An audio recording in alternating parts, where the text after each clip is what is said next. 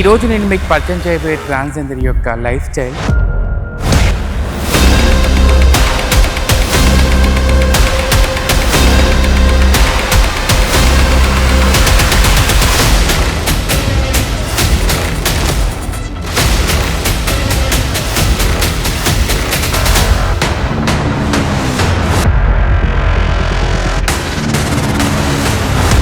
కానీ ఈరోజు ట్రాన్స్జెండర్స్ అందరికీ కూడా ఒక మదర్ తెరిసా. ఎలక్షన్ కమిషన్ తన ఐకాన్ గా మొట్టమొదటిసారి ఒక ట్రాన్స్జెండర్ కు అరుదైన అవకాశాన్ని ఇచ్చింది. ఆమె ఎవరో తెలుసా? వరంగల్కి చెందిన లైలా గారు. కమ్యూనిటీకి సంబంధించిన ఎన్నో సమస్యల మీద పోరాడుతూ వస్తున్నారు.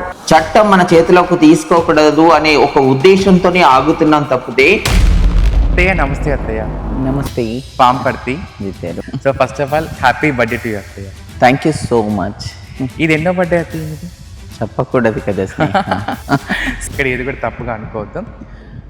ప్రతి ఒక్క ట్రాన్స్జెండర్గా చేంజ్ అయిన తర్వాత ప్రతి ఒక్కరు సెక్స్ వర్క్ చేస్తారా? అంటే ప్రతి ఒక్కరు సెక్స్ వర్క్ గురించి మాట్లాడాలి అంటే స్నేహ, అంటే బయట సొసైటీ కంటే ఎక్కువగా నా ఫ్యామిలీ కూడా నన్ను చాలా వివక్షతగానే చూసింది.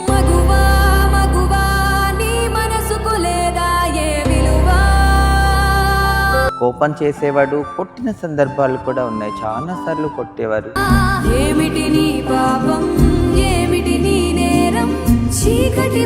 అంటే స్కూల్ టైంలో నా బాల్యాన్ని చెప్పాలంటే బాల్యం అంతా కూడా చాలా నరకప్రాయమైన జీవితాన్ని గడిపాను స్నేహ.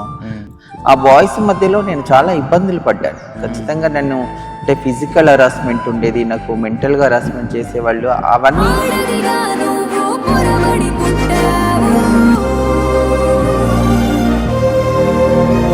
అమ్మ రీసెంట్లీ చనిపోయింది, మీకు తెలుసు. అంటే 3 years అవుతుంది. ఆ తర్వాత నేను చాలా డిస్టర్బ్ కూడా అయిపోయాను.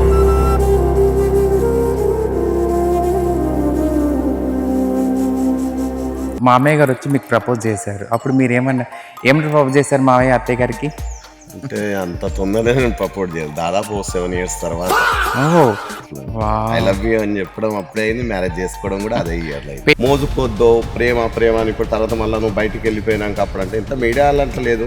కాకపోతే చాలా చుట్టుపక్కలతోని, ఫ్యామిలీతోని, మా కులంతోని, అంటే మేము ముస్లింలం కాబట్టి మా ఊళ్ళే అట్లా. మీరు ముస్లిం, అత్తయ్య గారి హిందువు. సో అంటే ఏమన్నా గొడవలు జరిగినాయి అప్పుడు? అంటే నా వరకు ఎంత పెద్ద గొడవ వచ్చినా అక్కడ వరకే. మా ఊళ్ళే కానీ ఇలా చేస్తారా అంటే మా ఫ్రెండ్స్ వాళ్ళందరూ కూడా అనేది, అంటే అమ్మాయితో లవ్ చేస్తే బాగుంటుంది కానీ ఒక హిజ్రా అక్కడ ఏముంటుంది, ఎందుకు లవ్ చేయాలి, అట్లా ఎన్నో అన్నారు.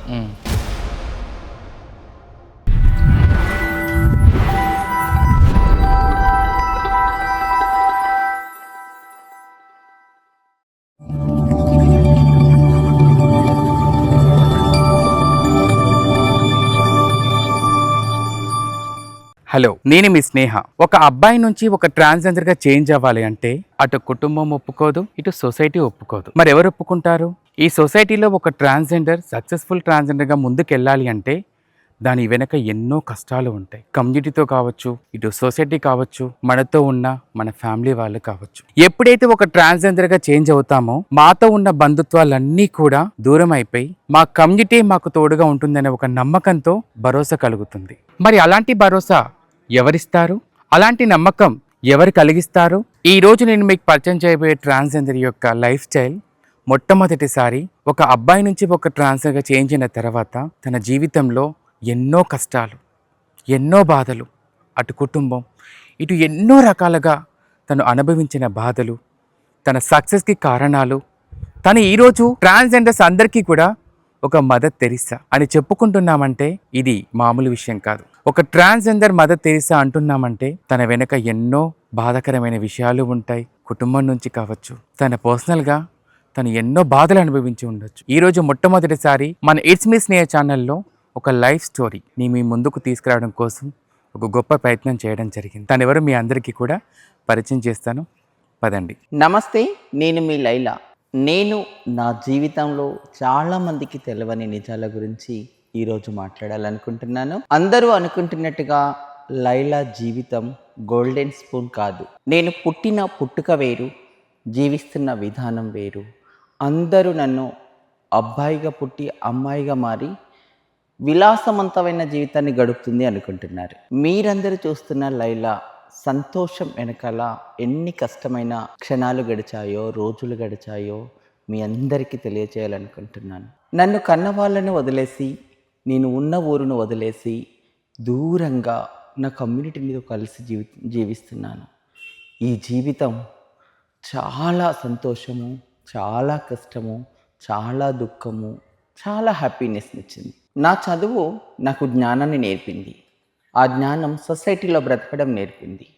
నా చదువుకు తగ్గ ఉద్యోగాన్ని చేయకపోయినా నా చదువుతో కూడిన జ్ఞానం తెచ్చుకొని నేను కమ్యూనిటీలో గౌరవప్రదమైన జీవనాన్ని గడుపుతున్నాను. ఈ సొసైటీ నాకు చాలా ఇచ్చింది. నా జీవితంలో ఎన్నో నిద్రలేని రాత్రులు, ఆకలితో పడుకున్న రోజులు, అమ్మా నాన్నల కోసం ఎదురు చూసిన రోజులు, అందరి మధ్యలో పడుకొని అందరూ చూస్తుండగా నవ్వి దుప్పటి కప్పుకొని ఏడ్చిన రోజులు చాలా ఉన్నాయి. నేను నా జీవితంలో అనుభవించిన కష్టాలు, సుఖాలు, నేను పొందిన అనుభూతులు, నా సక్సెస్, నా కమ్యూనిటీతో నేను తెచ్చుకున్నటువంటి పేరు, సొసైటీలో నేను అనుభవిస్తున్న జీవితం అన్నిటి గురించి నేను ఈరోజు మీతో షేర్ చేయాలనుకుంటున్నాను. సో ఇప్పటివరకు మీరు ట్రాన్స్జెండర్ లైలా గారి యొక్క లైఫ్ స్టైల్ గురించి చాలా వరకు కూడా తెలియని విషయాలు ఎన్నో ఉన్నాయి. తన యొక్క లైఫ్ స్టైల్లో ఎన్ని బాధలు అనుభవించిందో, తన సక్సెస్కి కారణాలు ఎన్ని ఉన్నాయో అన్ని విషయాలు కూడా మనం ఈరోజు మన ఇట్స్ మీ స్నేహ ఛానల్ ద్వారా తెలుసుకుందాం. ఈరోజు మరొక గుడ్ న్యూస్ ఏంటో తెలుసా? ఈరోజు మా లైలా గురు గారి పుట్టినరోజు కూడా.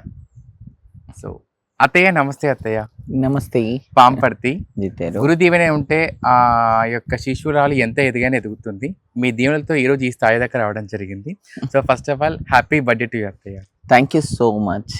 ఇది ఎన్నో బర్త్డే అత్తయ్య మీది? చెప్పకూడదు కదా. సో అంటే మనం అడుగుదాం అనుకున్నాము ఎంతవరకు చెప్తారని చెప్పేసి అనేసి. సో అది ఎవరైనా దానికి మనం అంగీకరించాలి కాబట్టి. సో అంటే ఇన్ని సంవత్సరాల యొక్క లైఫ్ జర్నీలో మీ లైఫ్లో ఎన్నో బాధలు, ఎన్నో సక్సెస్లు, ఫ్యామిలీ నుంచి కావచ్చు, ప్రతి చోట గురించి కూడా మనం ఎన్నిసార్లు మన ఛానల్లో మాట్లాడుకున్న ట్రాన్స్జెండర్ రైట్స్ గురించి కానీ ఎక్కడ సమస్య ఉన్నా కూడా అక్కడ మీరు మాట్లాడేది. సో ఫస్ట్ టైం మన ఇట్స్ మీ స్నేహ ఛానల్లో మీ లైఫ్ స్టైల్ తెలుసుకోవడం కోసం ఈరోజు అన్ని క్లియర్గా విషయాలు మాట్లాడుతున్నాము. ఫస్టే ఈ విషయం అడుగుతున్నాను చెప్పేసి మీరు దయచేసి దీంట్లో ఎక్కడ ఏది కూడా తప్పుగా అనుకోవద్దు. ప్రతి ఒక్క ట్రాన్స్జెండర్ చేంజ్ అయ్యే ముందు, అంటే ట్రాన్స్జెండర్గా చేంజ్ అయిన తర్వాత ప్రతి ఒక్కరు సెక్స్ వర్క్ చేస్తారా? అంటే ప్రతి ఒక్కరు సెక్స్ వర్క్ గురించి మాట్లాడాలి అంటే స్నేహ, ట్రాన్స్జెండర్ వ్యక్తులు మాత్రమే సెక్స్ వర్కర్స్ ఏం కాదు. సెక్స్ వర్క్ అనేది ప్రతి వ్యక్తి, అంటే సెక్స్ అనేది ప్రతి వ్యక్తి యొక్క జీవితంలో అది ఒక భాగం.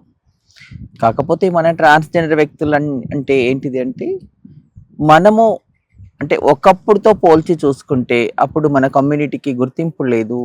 అసలు ఎవ్వరు మనల్ని దగ్గరికి తీసేవాళ్ళు కాదు. ఎక్కడ బ్రతకాలో, ఎలా బ్రతకాలో తెలవని సిచ్యువేషన్లో మనము మన కమ్యూనిటీ, మన పూర్వీకులు ఏదైతే ఎంచుకొని జీవనం కొనసాగిస్తున్నారో ఆ జీవితంలోకి మనం వెళ్ళడం వలన తప్పనిసరి పరిస్థితిలో కొంతమంది ఖచ్చితంగా సెక్స్ వర్క్ చేయాల్సిన అవసరం వచ్చేది. చేసేవాళ్ళు. అందరూ చేయరు కదా ఇంట్లో, అందరూ చెయ్యరు. సో అంటే మనము సోషల్ మీడియాలో చాలా వరకు చూస్తూ ఉంటాము. కానీ మీలాంటి అనుభవం గల వ్యక్తులు ఎవరైతే మాట్లాడతారో జనాలు చాలా వరకు కూడా దాన్ని యాక్సెప్ట్ చేస్తారు.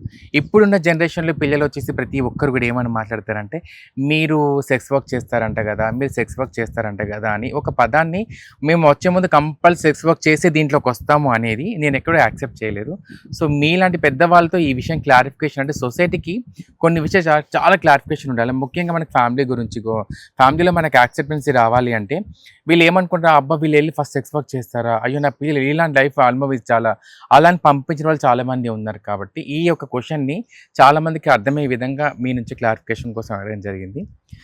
సో నేను ఏమంటున్నానంటే స్నేహ, సెక్స్ అనేది ఎక్కడ తప్పు కాదు నా దృష్టిలో. అయితే నేనేమనుకుంటున్నానంటే, నేనే కాదు చాలా మంది అనే ఒక పదం, సెక్స్ అనేది తప్పు కాదు. సెక్స్ వర్కర్స్గా ఎందుకు మారుతారు, సెక్స్ని జీవితంగా ఎందుకు ఎంచుకుంటారు, వారి యొక్క జీవిత స్టోరీస్ తెలుసుకుంటే కానీ అది అర్థం కాదు. ఇక్కడ ట్రాన్స్జెండర్ వ్యక్తులు మాత్రమే సెక్స్ వర్క్ చేస్తారు, మిగతా వాళ్ళందరూ ఏదో అనేలాగా చెప్పడానికి అయితే లేదు.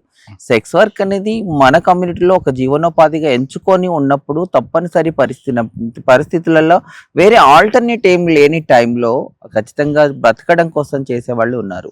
కానీ ఒకప్పుడు అది ఉన్నా కానీ ఇప్పుడు రకరకాల స్కిల్స్, రకరకాల అంటే జీవనోపాధి అవకాశాలు దొరుకుతున్నాయి కాబట్టి అదే ఉపాధిగా ఎంచుకునే వాళ్ళ సంఖ్య చాలా తగ్గిపోయింది. అది ఖచ్చితంగా చేయాలని ఎక్కడా లేదు, చెయ్యకూడదు అనేది కూడా ఏం కాదు, చేస్తే తప్పు అనేది కూడా నేనేం అనను. సో ఇక మీ లైఫ్ స్టైల్కి వెళ్ళిపోదాం అత్తయ్య.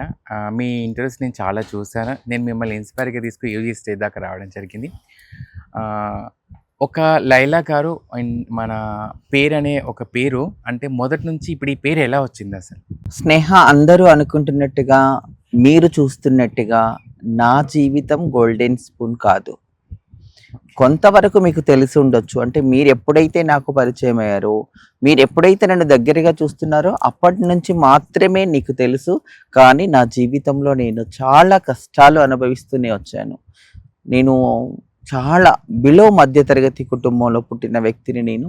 నాది ఒక మారుమూల ప్రాంతము.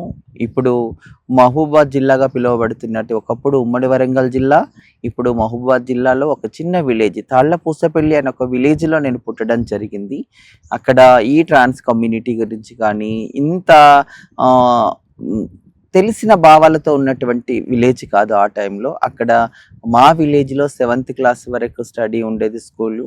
నేను అదే విలేజ్లో ఒక బిలో మిడిల్ క్లాస్ ఫ్యామిలీలో పుట్టి, నాకంటే 3 అక్కలు పెద్దవాళ్ళు, నా తర్వాత ఒక తమ్ముడు, అలాంటి కుటుంబంలో రోజు కష్టం చేసుకొని బ్రతికే కుటుంబంలో పుట్టిన వ్యక్తిని.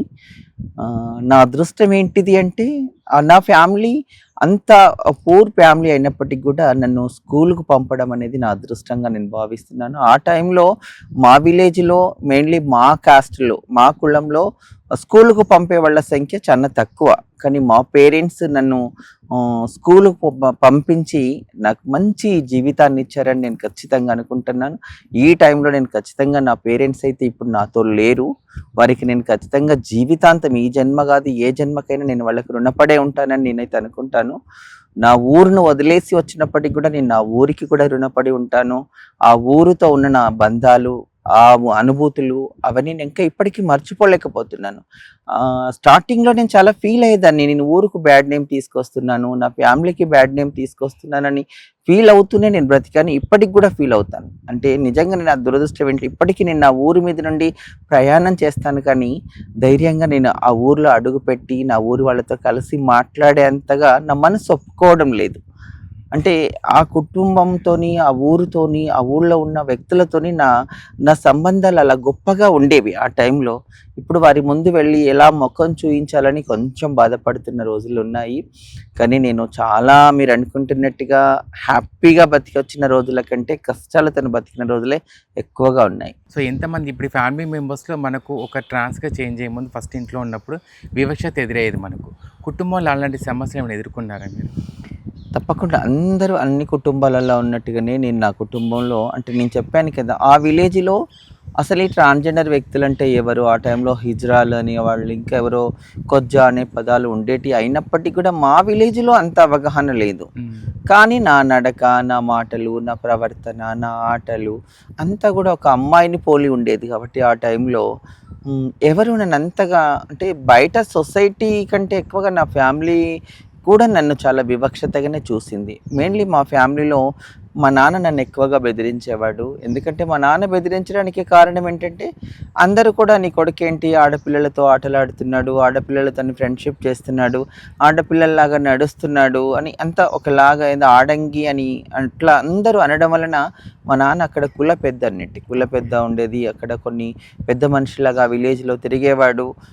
మంచి కొంచెం పేరున్న వ్యక్తి కాబట్టి తను ఇంటికి వచ్చిన తర్వాత వాళ్ళు చెప్పిన మాటలు అవన్నీ విన్న తర్వాత నన్ను చాలా కోపం చేసేవాడు. కొట్టిన సందర్భాలు కూడా ఉన్నాయి. చాలాసార్లు కొట్టేవారు. నా నడక మార్చుకో, నీ మాట మార్చుకో, నువ్వు అమ్మాయిలతో తిరగొద్దు, ఆ ఆటలు ఆడొద్దు అని ఎంత చెప్పినా అప్పుడు కొట్టినప్పుడు అనిపించేది అసలు, అంటే నాకు ఆ టైంలో ఎందుకు కొడుతున్నారో కూడా నాకు తెలియదు. నా నడక ఎందుకు అట్లా ఉందో కూడా నాకు తెలియదు. నేను ఎందుకు అట్లా మాట్లాడుతున్నానో కూడా నాకు తెలియదు. అంటే నా జెండర్ ఇది అనే తెలిసే అంత జ్ఞానం ఉన్న వయసు అయితే నాది కాదు. బట్ ఆ టైంలో కొట్టినప్పుడు మాత్రమే ఏడవడము, అయ్యో ఇదేదో తప్పాట అని అనుకోవడము. ఆ తర్వాత నేను ఎంత ప్రయత్నించినా నా నడక, నా మాట ఏది మారేది కాదు. పదే పదే చాలా సార్లు మందలిచ్చారు, కొట్టారు. చాలా హరాస్మెంట్ జరిగింది. ఎంతవరకు చదువుకున్నారు అత్తయ్య మీరు? నా స్టడీ వచ్చేస్తే నేను పుట్టిన ఊర్లో వచ్చేస్తే 7th క్లాస్ వరకు చదువుకున్నాను. ఆ తర్వాత మా దగ్గరే ఉన్నటువంటి మహబూబాబాద్‌లో 8th క్లాస్ నుంచి నేను డిగ్రీ వరకు అక్కడే చదువుకున్నాను. ఆ తర్వాత నేను పీజీలో జాయిన్ అయ్యాను. డిగ్రీ తర్వాత నేను ఇక్కడ వరంగల్‌కి వచ్చేసి పీజీ జాయిన్ అయ్యాను. కానీ అప్పుడు నేను పీజీ చేయలేకపోయాను. ఆ తర్వాత పూర్తిగా ట్రాన్స్ లైఫ్‌ని ఎంచుకొని జీవనం కొనసాగిస్తున్న టైంలో నేను ఎంఏ సోషియాలజీ పూర్తి చేశాను. అంటే నేను ఎంకామ్‌ను డిస్కంటిన్యూ చేసి వెళ్ళిపోయాను. ఆ తర్వాత నేను ఎంఏ సోషియాలజీని పూర్తి చేశాను. నా స్టడీ వచ్చేస్తే అందరూ డబుల్ పీజీ అని అంటున్నారు కానీ ఒక పీజీ మధ్యలోనే ఆపేశాను. ఓకే. సో, అంటే మీరు పీజీ కంప్లీట్ చేసేసారు ఎంఎస్ ఆ! సోషియాలజీ. చాలా మందికి మనం చదువుకున్న చోట ఎన్నో అవమానాలు ఎదుర్కొంటూ ఉంటాం. మీ డిగ్రీ వరకు చేసిన క్రమంలో మనము చదువుకున్న చోట అక్కడ ఇక్కడ కూడా మనం వెళ్ళి అబ్బాయిగానే వెళ్ళి మనం అవి రాయడం, ఎగ్జామ్స్ రాయడం అవి రాస్తూ ఉంటాం. అక్కడ ఎలాంటి వివక్షత ఎదుర్కొన్నారు అక్కడ? అంటే స్కూల్ టైంలో నా బాల్యాన్ని చెప్పాలంటే చాలా బాల్యమంతా కూడా చాలా నరకప్రాయమైన జీవితాన్ని గడిపాను స్నేహ. ఎందుకంటే అక్కడ నేనేంటో నాకు తెలవదు కానీ నా చుట్టుపక్కల ఉన్న నా ఫ్రెండ్స్ అంతా నన్ను గేలి చేసే విధానము, నాతో ప్రవర్తించే విధానము నాకు చాలా ఇబ్బందిగా ఉండేది. బట్ నాకు అంతగా మనసుతో అంటే మైండ్‌కి తీసుకునకపోయినా గానీ చాలా బాధపడ్డ సందర్భాలే ఉన్నాయి. నా ఫ్రెండ్స్ ఆ టైంలోనే నన్ను ఆడంగి అని ఎగతాళి చేసేవాళ్ళు ఊర్లో ఉన్నవాళ్ళు గానీ, నా ఫ్రెండ్స్ కానీ.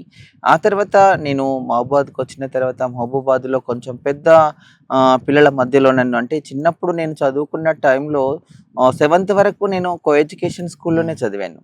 ఆ తర్వాత నేను 8th నుంచి మళ్ళీ ఇంటర్మీడియేట్ వరకు చూసుకున్నట్టయితే నేను ఓన్లీ బాయ్స్ ఉండే స్కూల్‌లోనే ఏశారు మా పేరెంట్స్. ఎందుకంటే అందరూ ఇలా అంటున్నారు, దీనిలో మార్పు తీసుకురావాలనుకున్నారో వాళ్ళు ఏ ఉద్దేశంతోని ఏశారో నాకు తెలియదు కానీ నన్ను బాయ్స్ హై స్కూల్‌లో ఏశారు.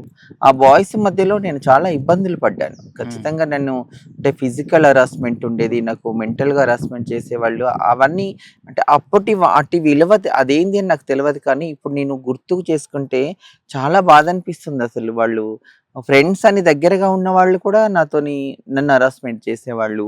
దూరంగా ఉండేవాళ్ళు హరాస్మెంట్ చేసేవాళ్ళు. ఇరుగు పొరుగు వాళ్ళు హరాస్మెంట్ చేసేవాళ్ళు. అసలు ఆ కష్టాల నుంచి నేను ఎట్టా బయటపడ్డానురా అని ఇప్పుడు అనిపిస్తుంటుంది. అదంతా అప్పుడు ఆ టైంలో పెద్దగా ఆలోచించే శక్తి లేదు కాబట్టి దాన్ని టేక్ ఇట్ ఈజ్ తీసుకున్నానేమో కానీ ఆ జీవితం అసలు ఎవ్వరికీ రాకూడదు. బయటికి చెప్పుకోవడానికి చెప్పే అవకాశం ఉండేది కాదు. ఎవరితోన్నా చెప్పుదామంటే కూడా అసలు వినడానికి కూడా ఎవరు దీన్ని ఇష్టపడేవాళ్ళు కాదు. చెప్పాలంటే భయమేసేది. ఆ హరాస్మెంట్‌ని అవును. చూస్తే ఆ భయమేసేది. ఎవరితో చెప్పకుండా మన లోపల మనమే అంటే నా లోపల నేనే ఎంతో నరకం అనుభవించిన సందర్భాలు చాలా ఉన్నాయి. బట్ మన కమ్యూనిటీ అంతా ఇప్పుడు ఏదైతే చెప్తున్నారో వాటికి నేను ఎక్కువ అంటే 10 రెట్లు నేను ఎక్కువ అనుభవించొచ్చాను. బట్ నేను ఏ వేదిక మీద నేను చెప్పడానికి నేను పెద్దగా ఇష్టపడనది. ఇప్పుడు ఎందుకు చెప్తున్నానంటే అందరూ కూడా ఎవరు కూడా కష్టాలు లేకుండా జీవితాన్ని ఎంచుకోలేదు. ప్రతి ఒక్కరం కూడా అలాంటి కష్టాలు పడుతూనే వస్తున్నాము. నా జీవితంలో అనుభవించిన కష్టాలను ఇప్పుడు అనుభవిస్తున్న వారికంటే 10 రెట్లు ఎక్కువగానే ఉన్నాయి. బట్ నేనేనాడు కూడా నిరుత్సాహపడలేదు. వాటిని ఛాలెంజింగ్‌గా తీసుకున్నాను. అదే ఉద్దేశంతోని నా కమ్యూనిటీ అలాగే ఉండాలి, స్ట్రాంగ్‌గా ఉండాలి. చిన్న చిన్న వాటికి డిసప్పాయింట్ అవ్వకూడదు, ఇబ్బందిగా ఫీల్ అవ్వకూడదు. వాటిని ఛాలెంజింగ్‌గా తీసుకొని ఎదగాలన్న ఉద్దేశంతోని ఈరోజు నీ ఛానల్‌లో నేను చెప్తున్నాను గానీ, నేను నిజంగా అడుగడుగున ఏడుస్తూ బ్రతికిన రోజులు ఉన్నాయి. కానీ ఎక్కడ నేను వెనక్కి తీయలేదు. నా ఎడ్యుకేషన్ ఎక్కడ ఆపాలని నేను అనుకోలేదు.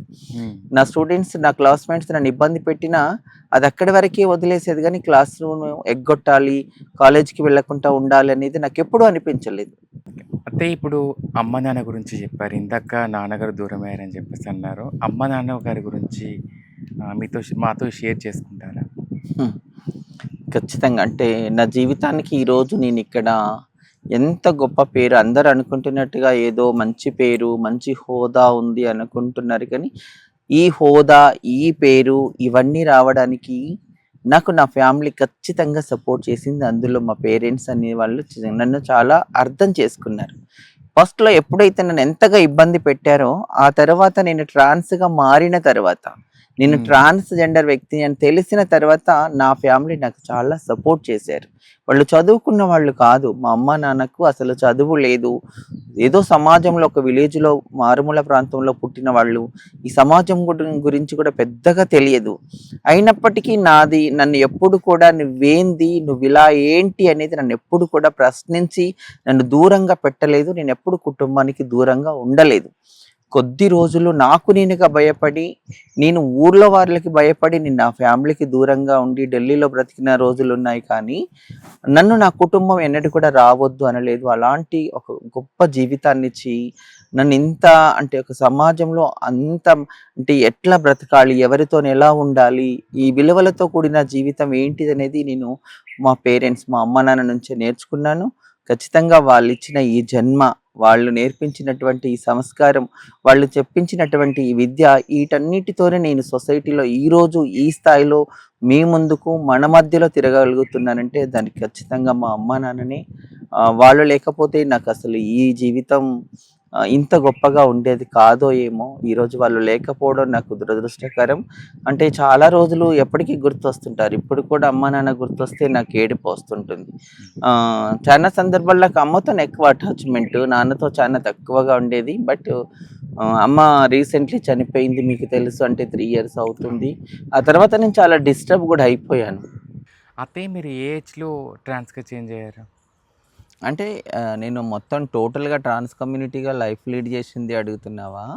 లేదా నా లోపల ఎప్పుడు ట్రాన్స్ అనేది ఐడెంటిఫై చేసుకున్నది అంటే అడుగుతున్నారా? మీరు ఇప్పుడు అంటే ట్రాన్స్జెండర్గా చేంజ్ అంటే మీరు ఇంట్లో ఇట్లా ఆడపిల్లల పనిచేసి నాన్నగారు కొట్టేది అది అని చెప్పేసి అన్నారు కదా, అంటే ఇంట్లో నుంచి బయటికి ఎప్పుడు వచ్చేసి ట్రాన్స్ అంటే నన్ను నేనుగా ట్రాన్స్ అనే విషయాన్ని నాకు అర్థమైంది అయితే నేను 10th క్లాస్ చదువుతున్నాను. నేను కొంతమంది అంటే నా మైండ్‌లో ఏదైతే ఉందో, నేను అబ్బాయిగా ఉన్నప్పటికీ కూడా నేను అమ్మాయిల డ్రెస్సులు వేసుకోవాలి, అమ్మాయిలాగా ఉండాలి, అమ్మాయిలాగానే అన్ని లైఫ్ లీడ్ చేయాలని నా మనసులోకి వచ్చినా కానీ అసలు ఇలాంటి వాళ్ళు సొసైటీలో ఉంటారా, ఇదొక నాకు వేరే ఆలోచన ఎందుకు వస్తుందని నేను అయోమయంలో ఉన్న సిచ్యువేషన్లో నేను మహబూబాద్లో చదువుకుంటున్నాను. కాబట్టి ఒకసారి ఆ రైల్వే ప్లాట్ఫామ్ మీద ఇట్లా ట్రాన్స్ కమ్యూనిటీ వాళ్ళు ప్లాట్ఫామ్ మీద ఉండడం నేను చూశాను. కొంచెం దూరం నుండి చూశాను, భయపడ్డాను వాళ్ళ దగ్గరికి వెళ్ళాలంటే. కానీ లోపల ఏదో సంతోషము, ఓహో నేనైతే ఏమైతే అనుకుంటున్నా అలాంటి వాళ్ళు కూడా ఉన్నారు, కనబడ్డారని చాలా హ్యాపీగా ఫీల్ అయ్యాను. బట్ అది కొద్దిసేపటికి వాళ్ళు లేకుండా వెళ్ళిపోయారు. ఆ తర్వాత నేను అక్కడే ప్లాట్ఫామ్ మీద చాలాసార్లు వెతకడం స్టార్ట్ చేసిన. అట్లా అక్కడ వెతుకుతున్న క్రమంలో ఇంకా కొంతమంది నాలాంటి ప్రవర్తన కలిగిన వాళ్ళు, నాలాగా ఆలోచించే వాళ్ళు నాకు అక్కడ పరిచయం కావడం జరిగింది. అంటే ఆ 10th క్లాస్లో ఓహో మమ్మల్ని ఇలా హిజ్రాల్ అంటారు, ట్రాన్స్ అంటారు అనేది ఆ టైంలో నాకంటే దాదాపు నాకు 93 నా 10th. 93లో నేను 10th చదివే టైంలో నేను మొత్తం నేనేంటి అనేది నేను అర్థం చేసుకోవడం జరిగింది. ఆ తర్వాత నేను 10th అయిపోయింది. ఇంటర్మీడియట్ అయిపోయిన తర్వాత నేను 95లో నేను ఇక్కడి నుంచే ఢిల్లీకి వెళ్ళడం జరిగింది. మన ట్రాన్స్ కమ్యూనిటీ వాళ్ళు నాకు ఒకళ్ళు పరిచయం కావడము, శోభమ్మ అనేటామె, ఆమె ద్వారా కలిసి నేను ఇక్కడి నుంచి ఇక్కడ తెలుగు స్టేట్స్లో అంతగా మనల్ని ఇలా అర్థం చేసుకునేవాళ్ళు, ఇక్కడ బ్రతకొచ్చు, ఉండొచ్చు అనేది అంతా ఇప్పుడున్నటువంటి ప్లాట్ఫామ్స్ అప్పుడు లేవు మనకి. కాబట్టి ఆ టైంలో నేను ఖచ్చితంగా 95లో నేను ఢిల్లీకి వెళ్ళడం జరిగింది. 95 నుంచి 2000 వరకు నేను ఢిల్లీలో ఉన్నాను. ఆ తర్వాత 2000 నుంచి 2003 వరకు నేను హైదరాబాద్లో ఉన్నాను. ఆ తర్వాత 2004 నుంచి నేను వరంగల్లోనే ఉండడం జరిగింది. ఓకే, అంటే ట్రాన్స్కి మీరు 1995లో వచ్చాను నేను. అమ్మ బాబోయ్, ఎన్ని సంవత్సరాలు కౌంట్ చేసుకుంటే ఒకసారి 31 years అయిపోయింది. 31 సంవత్సరాల జీవితం మీది. ఈ జీవితంలో మీరు ఎన్నో కష్టాలు చూసుంటారు. మీ ముందుకు ఎంతోమంది ట్రాన్స్జెండర్స్ లైఫ్ స్టైల్ మీ ముందుకు వచ్చి ఉంటాయి, ఎంతోమంది బాధలతో వచ్చి మీ ముందుకు వచ్చి ఉంటారు. దాంట్లో మీరు పడ్డ బాధలు ఇంకా ఎక్కువగానే ఉండి ఉంటాయి మీరు పడ్డాయి. అంటే ఇప్పుడు వరంగల్లోకి వచ్చిన తర్వాత ఇక్కడ ఎవరు ఫస్ట్ పరిచయం ఇక్కడ వరంగల్లో? అంటే ఇప్పుడు నేను ట్రాన్స్ కమ్యూనిటీలోకి వచ్చినాక కూడా నేను చాలా అంటే ఎన్నో రోజులు అంటే నిద్ర లేని రోజులు గడిపాము, తిండి లేని రోజులు గడిపినాము, ప్లాట్ఫారాల మీద పడుకున్నాము. అంటే ఎక్కడ ఆల్టర్నేటివ్ షెల్టర్ లేకుండా ఏంటి అనే ఇబ్బందులు పడుతూ అసలు చాలా కష్టతరమైన జీవితాలు గడిపినాం స్నేహ. అంటే జీవితం విలువ తెలుసు కాబట్టే, ఆ కష్టాలను అనుభవించినాం కాబట్టే, వాటన్నిటిని గుర్తుపెట్టుకున్నాం కాబట్టే ఈరోజు ఇలా బతకడానికి అవి మాకు పునాదైనయి అని అయితే నేను అనుకుంటున్నాను.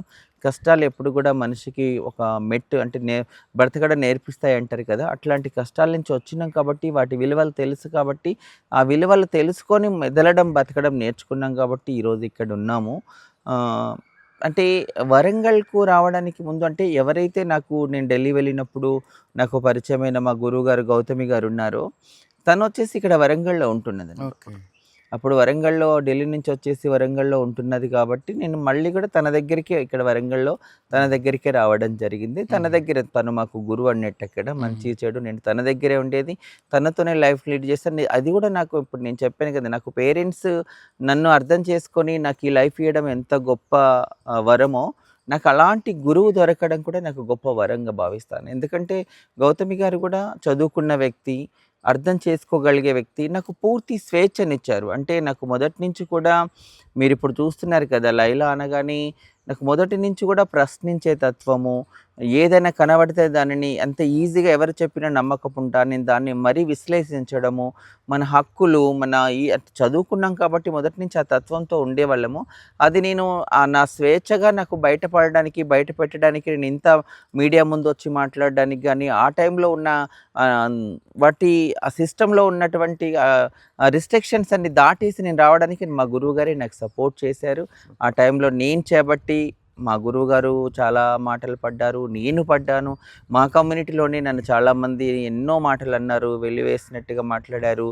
ఫైన్ ఏస్తారు అంటే దండలేస్తారు కదా మన దాంట్లో. అట్లా ఏసిన సందర్భాలు ఉన్నాయి. నేను మీడియా ముందుకొచ్చి మాట్లాడినందుకు. అంటే అలాంటివన్నీ కూడా చాలా కష్టాలే. అంటే నేను ఇంత ఈజీగా చెప్పగలుగుతున్నాను ఈ రోజులలో కానీ, ఆ టైంలో నేను చాలా అన్ని రకాలుగా ఇబ్బందులు పడుతున్నా కానీ, గురువుగా నాకు గౌతమి గారు వరంగల్ నుంచి సపోర్ట్ చేశారు కాబట్టి, నేను ఈరోజు ఇంకొంతమందికి సపోర్ట్ చేయగలుగుతున్నాను. ఇప్పుడు మీరు ట్రాన్స్‌గా చేంజ్ అయిన తర్వాత, ఇప్పుడు గౌతమ్ దాని గారు పరిచయం అయ్యారు, ఇక్కడికొచ్చారు. ఇక్కడ చాలా నియమ నిబంధనలు బాగా ఉండేది కదా! సో, అలాంటి ఇబ్బందులు అంటే ఎలాంటివి ఎక్కువ ఉండేది అత్తయ్య ఇక్కడ ఎక్కువ? అంటే ఆ టైంలో ఎవరికి కూడా మన గురించి అవగాహన లేదు. ఓకే.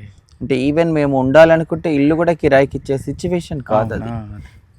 ఇప్పుడు మా గురువుగారు గౌతమి గారు చిన్న రూమ్ తీసుకొని ఉంటే తన దగ్గర ఉండడం అలవాటు చేసుకున్నాము. ఆ టైంలో అందరికీ మనమంటే ఒక చిన్న చూపు, ఒక అపోహ. చాలామంది వీళ్ళంతా కూడా అబ్బాయిలే, వీళ్ళేదో ఇట్లా ఏషాలు వేసుకొని లైఫ్ని లీడ్ చేస్తున్నారన్న అపోహలే ఉండేవాళ్ళు. లేకపోతే కొజ్జా వాళ్ళు వీళ్ళు, లేదా వీళ్ళు చెడ్డ పనులు చేస్తారు, పిల్లల్ని ఎత్తుకుపోతారు, ఇంకేదో చేస్తారు అంటే అపోహలు ఉండే కదా. వాటి మధ్యన మమ్మల్ని ఎవరిని కూడా మాతో మాట్లాడేవాళ్ళు కాదు. అప్పుడు ట్రైన్లలో భిక్షాటనకి వెళ్ళేవాళ్ళం, ట్రైన్లలో అడిగేవాళ్ళము. ట్రైన్కి పోయొచ్చినమా ఇంట్లో ఉండే వరకే ఉండేది. కానీ నేను కొంత అది దాటేసి కొన్ని ఎన్జిఓలతో కలిసి పనిచేయడము, కొన్ని ఎన్జిఓలతో మాట్లాడడము, ఆ ఎన్జిఓలలో మన కమ్యూనిటీ మీద హెల్త్ పర్పస్లో సర్వీస్ ఇచ్చేయడం, అప్పుడు హెచ్ఐవి ప్రివెన్షన్ కోసం అనేది కొన్ని ప్రాజెక్టులు రావడము, దానిలో భాగంగా వాటికి ట్రైనింగ్లకు వెళ్ళడము వలన, లేదా మీటింగ్లు అవి కొంత అవగాహన నాకు పెరగడము, అది నేను సొసైటీలో మాట్లాడడం స్టార్ట్ చేయడము, పబ్లిక్లో మాట్లాడడం స్టార్ట్ చేయడము, అప్పుడు మీడియా నన్ను కవర్ చేయడం వల్ల నాకు కొంత అవగాహన వచ్చింది. కానీ లేకపోతే ఇంట్లో నుంచి బయటికి వెళ్ళాలన్నా, ఏదన్నా కొనుక్కోవాలన్నా, రోడ్డు మీద నడవాలన్నా కానీ చాలా ఇబ్బందికరంగా ఉండేది. అంటే ఆ టైంలో రాళ్లతోని కొట్టే రోజులు కూడా ఉండేది. మనుషులను చూస్తేనే మన వరంగల్లోనే మన కమ్యూనిటీని చూస్తే రాళ్లతోని, టమాటాలతోని కొట్టిన సందర్భాలు కూడా ఉండేది. గేలి చేసి రోడ్డుకి ఎక్కినామంటే చాలా అసభ్యంగా మాట్లాడడం, అలాంటిది చాలా ఇబ్బంది ఉండేది. బట్ ఆ టైం నుంచి ఈ టైంకి ఈ రోజులలో ఇంత స్వేచ్ఛగా దొరకడం అంటే నిజంగా మనకు ఆ దేవుడిచ్చిన వరం అనుకోవాలి. మేము ఎంత ప్రయత్నం చేసినా సమాజం కొంత మారింది, వాళ్ళు మనల్ని అర్థం చేసుకున్నారు కాబట్టే మనకి ఈ స్పేస్ అనేది దొరికింది. ఇప్పుడున్న పబ్లో అంటే మన వాళ్ళకి ఇదంతా ఇప్పుడున్నదే ఇంకా పెద్దేదో కష్టం అనుకుంటున్నారు. కానీ అట్లాంటి లైఫ్ను లీడ్ చేసి వచ్చినాం మేము. ఇప్పుడున్నది పెద్ద సమస్య కాదు. దీన్ని కూడా అర్థం చేసుకుంటూ సమాజానికి మనమేందో అర్థం చేపిస్తూ, మనం కూడా సమాజానికి అనుకూలంగా ప్రవర్తిస్తూ మారుతూ మనం కూడా అందరితో కలిసిపోయేలాగా ఉంటే ఇంకా సొసైటీ మనల్ని హక్కున చేర్చుకుంటుంది. మనమే అనుకుంటున్నాము ఇంకా సొసైటీ మారాలి అంటే సొసైటీ మారుతుంది, మనం కూడా మారాలి. మేము ఇంతే, మేము ఇలాగే ఉంటాం, మా లైఫ్ ఇంతే, మేము ఈ పనులే చేస్తాము, ఇంకేం చేయం అంటే మనం కూడా ఒక బౌండరీ గీసుకొని ఉంటే సొసైటీ కూడా మనల్ని అట్లాగే చూస్తుంది కదా. నేననేది అదే అట్లాంటి సిచ్యువేషన్ నుండే మనం బయటికి వచ్చిన వాళ్ళము. ఇప్పుడు ఇంకా ఎందుకు ఇంత అవకాశాలు ఉన్నా కానీ మనము పాత పద్ధతులనే పాతన జీవన విధానాన్ని ఎందుకు ఎంచుకోవాలి? ఖచ్చితంగా మన పరిస్థితులకు అనుగుణంగా మనకున్న అవకాశాలను సద్వినియోగం చేసుకుంటూ ఇంకా బెటర్ లైఫ్, డిగ్నిటీ లైఫ్ పొందొచ్చు. ఇప్పుడు ఎడ్యుకేషన్ దొరుకుతుంది, ఎంప్లాయ్మెంట్ కూడా మనకు స్టేట్ గవర్నమెంట్ గవర్నమెంట్గా కల్పిస్తుంది, ప్రైవేట్ సంస్థలు కల్పిస్తున్నాయి, సొసైటీ కూడా సపోర్టివ్గా ఉంటుంది, పేరెంట్స్ కూడా యాక్సెప్ట్ చేస్తున్నారు. కాబట్టి ఇలాంటి లైఫ్ను కొత్తగా లీడ్ చేయడానికి మనం అలవాటు పడాలి. ఖచ్చితంగా మనకి అనుకూలమైన చట్టాలు వచ్చినాయి, ఆ చట్టాలలో కొంత మార్పులు వచ్చేసి కొంత వ్యతిరేకత, మళ్ళీ ఇప్పుడు కొత్తగా వచ్చిన చట్టం ప్రకారంగా మనకి ఇబ్బంది వస్తుందని అనుకుంటున్నాం, కానీ ఆ చట్టాన్ని మనం ఛాలెంజ్ చేస్తున్నాము. అది ఖచ్చితంగా మారొచ్చు, కానీ దాన్ని దృష్టిలో పెట్టుకొని మనం ఇక్కడే స్టాప్ అవ్వకూడదు. మనం ఇంకా ఎట్లా బెటర్గా లైఫ్ లీడ్ చేయొచ్చు. చట్టం ఎన్ని వచ్చినా తప్పు చేసినప్పుడు కదా మనం చట్టంలో దోషులుగా ఉండేది. చట్టాలు ఎన్నో వచ్చినాయి, ఇప్పుడు మహిళలకు సంబంధించి ఎన్నో చట్టాలు వచ్చినాయి, పురుషులకు సంబంధించి వచ్చినాయి, ఎన్నో రకాల చట్టాలు వచ్చినప్పటికీ అన్నీ ఎక్కడే ఇంప్లిమెంట్ అవుతున్నాయా? ఒకవేళ అవినా కానీ నేరం జరిగినప్పుడు కదా అవుతున్నాయి. అలాంటి నేరాలు జరగకుండా మనం బెటర్ లైఫ్ ఎట్లా లీడ్ చేయొచ్చో అలవాటు చేసుకొని మన జీవన విధానాన్ని మార్చుకుంటూ మనం సొసైటీలో ఇంకా గొప్పగా బతుకుతూ మన డిగ్నిటీని పెంచుకోవచ్చు అని నేను అనుకుంటున్నాను. అవకాశాలు ఉన్నాయి కాబట్టి వినియోగించుకుందాం. తప్పకుండా అత్తయ్య. అంటే ఇప్పుడు మీ యొక్క జర్నీలో చాలా చూసారు మీరు, అంటే కష్టాలను చాలా చూసారు. ఒక ట్రాన్స్జెండర్ సర్జరీ చేసుకోవాలంటే ఒకప్పుడు అంటే ఇప్పుడంటే కొంతమంది డాక్టర్స్కి అవగాహన వచ్చింది. మీ టైంలో సర్జరీ చేయడానికి కూడా అవగాహన ఎవరికీ లేకుండా అప్పుడు అసలు ఇలాంటి ట్రాన్స్జెండర్ సర్జరీస్కి ఎలా ముందుకు వచ్చేవారు అసలు? అప్పుడు ఇప్పుడు ఎప్పుడైనా సర్జరీస్ అనేది నాకు తెలిసిన వరకు ఇప్పటికి కూడా ఏ డాక్టర్స్కి పూర్తి స్థాయిలో అవగాహన ఉండి సర్జరీస్ జరుగుతున్నాయని అయితే నేను అనుకోవడం లేదు. ఇప్పుడు ఉన్నది కొంత బెటర్ అవ్వచ్చో ఏమో, కానీ ఇప్పుడు ఈ SRS అనేది సెక్స్ రీఅసైన్మెంట్ సర్జరీస్ అనేటివి జరుగుతున్నాయి. కానీ ఒకప్పుడు అందరం కూడా ఎక్కడో అన్క్వాలిఫైడ్ డాక్టర్స్ దగ్గర వాళ్ళకి మా పూర్వీకులు వాళ్ళెవరో పెద్దవాళ్ళు చూపించిన దాన్ని బేస్ చేసుకొని సర్జరీస్ జరిగినాయి. మాకు అదే పెద్ద గొప్ప అన్నట్టు. అంటే ఎప్పుడైతే మనకి ఒక అబ్బాయిగా పుట్టి అమ్మాయిగా మారుతున్నప్పుడు ఏ పార్ట్ అయితే మనల్ని ఇబ్బందికరంగా అనిపిస్తుందో, నేను అమ్మాయిని కాదు అని చెప్పే ప్రయత్నం చేస్తుందో అది తీసేసుకునే ప్రయత్నమే చేసాము. అది పోతే చాలు మేము అమ్మాయిలమే అనుకోని లైఫ్ లీడ్ చేసినాము. చాలామంది ఇప్పుడున్న సొసైటీలో ఉన్న చాలా వరకు ట్రాన్స్ మహిళలు అయితే అలాంటి సర్జరీసే ఎక్కువ మంది చేయించుకున్నారు. అలాంటి వాళ్ళే లైఫ్ లీడ్ చేస్తున్న వాళ్ళు ఉన్నారు. కానీ ఇప్పుడు ఇప్పటికీ కూడా గవర్నమెంట్ ప్రభుత్వ హాస్పిటళ్ళల్లో కానివ్వండి ఎక్కడ కానీ ఇలాంటి ఇంకా సర్జరీస్ చేసుకునేంత గొప్ప ఫెసిలిటీస్ అయితే మనకు తీసుకురాలేదు. చట్టంలో అయితే చెప్తున్నారు ఇలా ఈ ప్రాసెస్లో వెళ్ళాలి, మెడికల్ బోర్డు ఉండాలి, మెడికల్ బోర్డు డిసైడ్ చేయాలి, డిస్ట్రిక్ట్ మ్యాజిస్ట్రేట్కి చెప్పాలి అని అంటున్నారు. కానీ ఆ ఫెసిలిటీస్ అయితే ఇప్పటివరకు ప్రభుత్వ హాస్పిటల్లో లేవు. లేదు ప్రభుత్వ హాస్పిటల్లో లేకపోయినా ప్రభుత్వ ఆమోదిత హాస్పిటల్లోనైనా అలాంటి ఫెసిలిటీస్ అయితే లేవు. ఏదో 1-2 వేరు స్టేట్స్లలో ఏదో స్టేట్కి ఒకటి అట్లా ఉండి వాళ్ళు కూడా ఎక్కువ అమౌంట్ తీసుకుంటూ కొన్ని సర్జరీస్ చేస్తున్నారు. అది కూడా ప్రమాదకరమైన సర్జరీస్ అని కూడా అంటున్నారు, వింటున్నాము. మరి అలాంటి నుంచి గవర్నమెంట్ కనుక కరెక్ట్గా ఆలోచించి ప్రభుత్వ హాస్పిటళ్లలో డాక్టర్స్ అందరికీ అవగాహన కలిగి అలాంటి సర్జరీస్ తీసుకొస్తే ఎన్ని చట్టాలు వచ్చినా మనం ఫేస్ చేయడానికి బాగుంటుంది. ట్రాన్స్జెండర్ కల్చర్ దీనికి చాలా గొప్ప పేరు ఉంది. అది మన కమ్యూనిటీకి మనం దీన్ని చాలా గొప్పగా చెప్పుకుంటూ పోతాం. మన సాంప్రదాయానికి పెట్టింది పేరంటాము. అదేవిధంగా మన కల్చర్లో ఉన్న పద్ధతులు నిజంగా కొన్ని ఫ్యామిలీస్ కూడా ఇలాంటి పద్ధతులు ఉండవు. నేను చూసినంతవరకు నిజంగా నేను మన ఫ్యామిలీతో ఉన్నప్పుడు ఇలాంటి పద్ధతులు ఇంత మన కల్చర్కి ఉన్న పద్ధతులు బయట కుటుంబాలతో కూడా ఇన్ని కల్చర్స్ ఉంటాయి కూడా నేను అనుకోలేదు. చనిపోయినప్పుడు కావచ్చు, ఒక అబ్బాయి ఒక ట్రాన్స్గా చేంజ్ అయ్యేటప్పటి నుంచి మొదలుకుంటే మనలో ఉన్న కల్చర్ల గురించి కొంచెం ఎక్స్ప్లెయిన్ చేస్తారు అత్తే మన వాళ్ళకి. అంటే కల్చర్ అనేది ఇది నువ్వు నేను మాట్లాడుకునేది కాదు. మన పూర్వీకులు ఈ కల్చర్ ను సెట్ చేసి పెట్టారు. నిజంగా ఇది గొప్ప కల్చరే. మన దృష్టిలో మనం అనుభవిస్తున్నాం కాబట్టి చూసే వాళ్ళకి బయటి వాళ్ళకి ఇది తప్పుగా కనబడుతుందా, వేరే విధంగా కనబడుతుందా, కానీ ఇక్కడ మనం అనుభవిస్తున్న వాళ్ళము మనకు తెలుసు కాబట్టి ఇది ఒక గొప్ప కల్చర్ అని అనుకుంటాను నేను. ఎందుకంటే ఒక కడుపులో పుట్టిన అన్నదమ్ములే కలిసి ఉండని రోజులు ఇవి.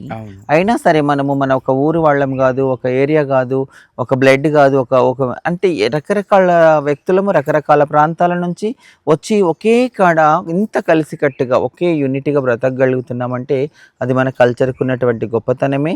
ఖచ్చితంగా ఇక్కడ అమ్మ నాన్న లేరు మన అన్న భావన తప్పితే ఇక్కడ కూడా ఉన్న బంధాలన్నీ కూడా చాలా గొప్పగా ఉంటాయి. గురువు, అమ్మ, అక్క, చెల్లి, గురుబాయిలని అంటే తోబుట్టువుల్లాగా అన్ని రకాల రిలేషన్స్ ఉంటాయి.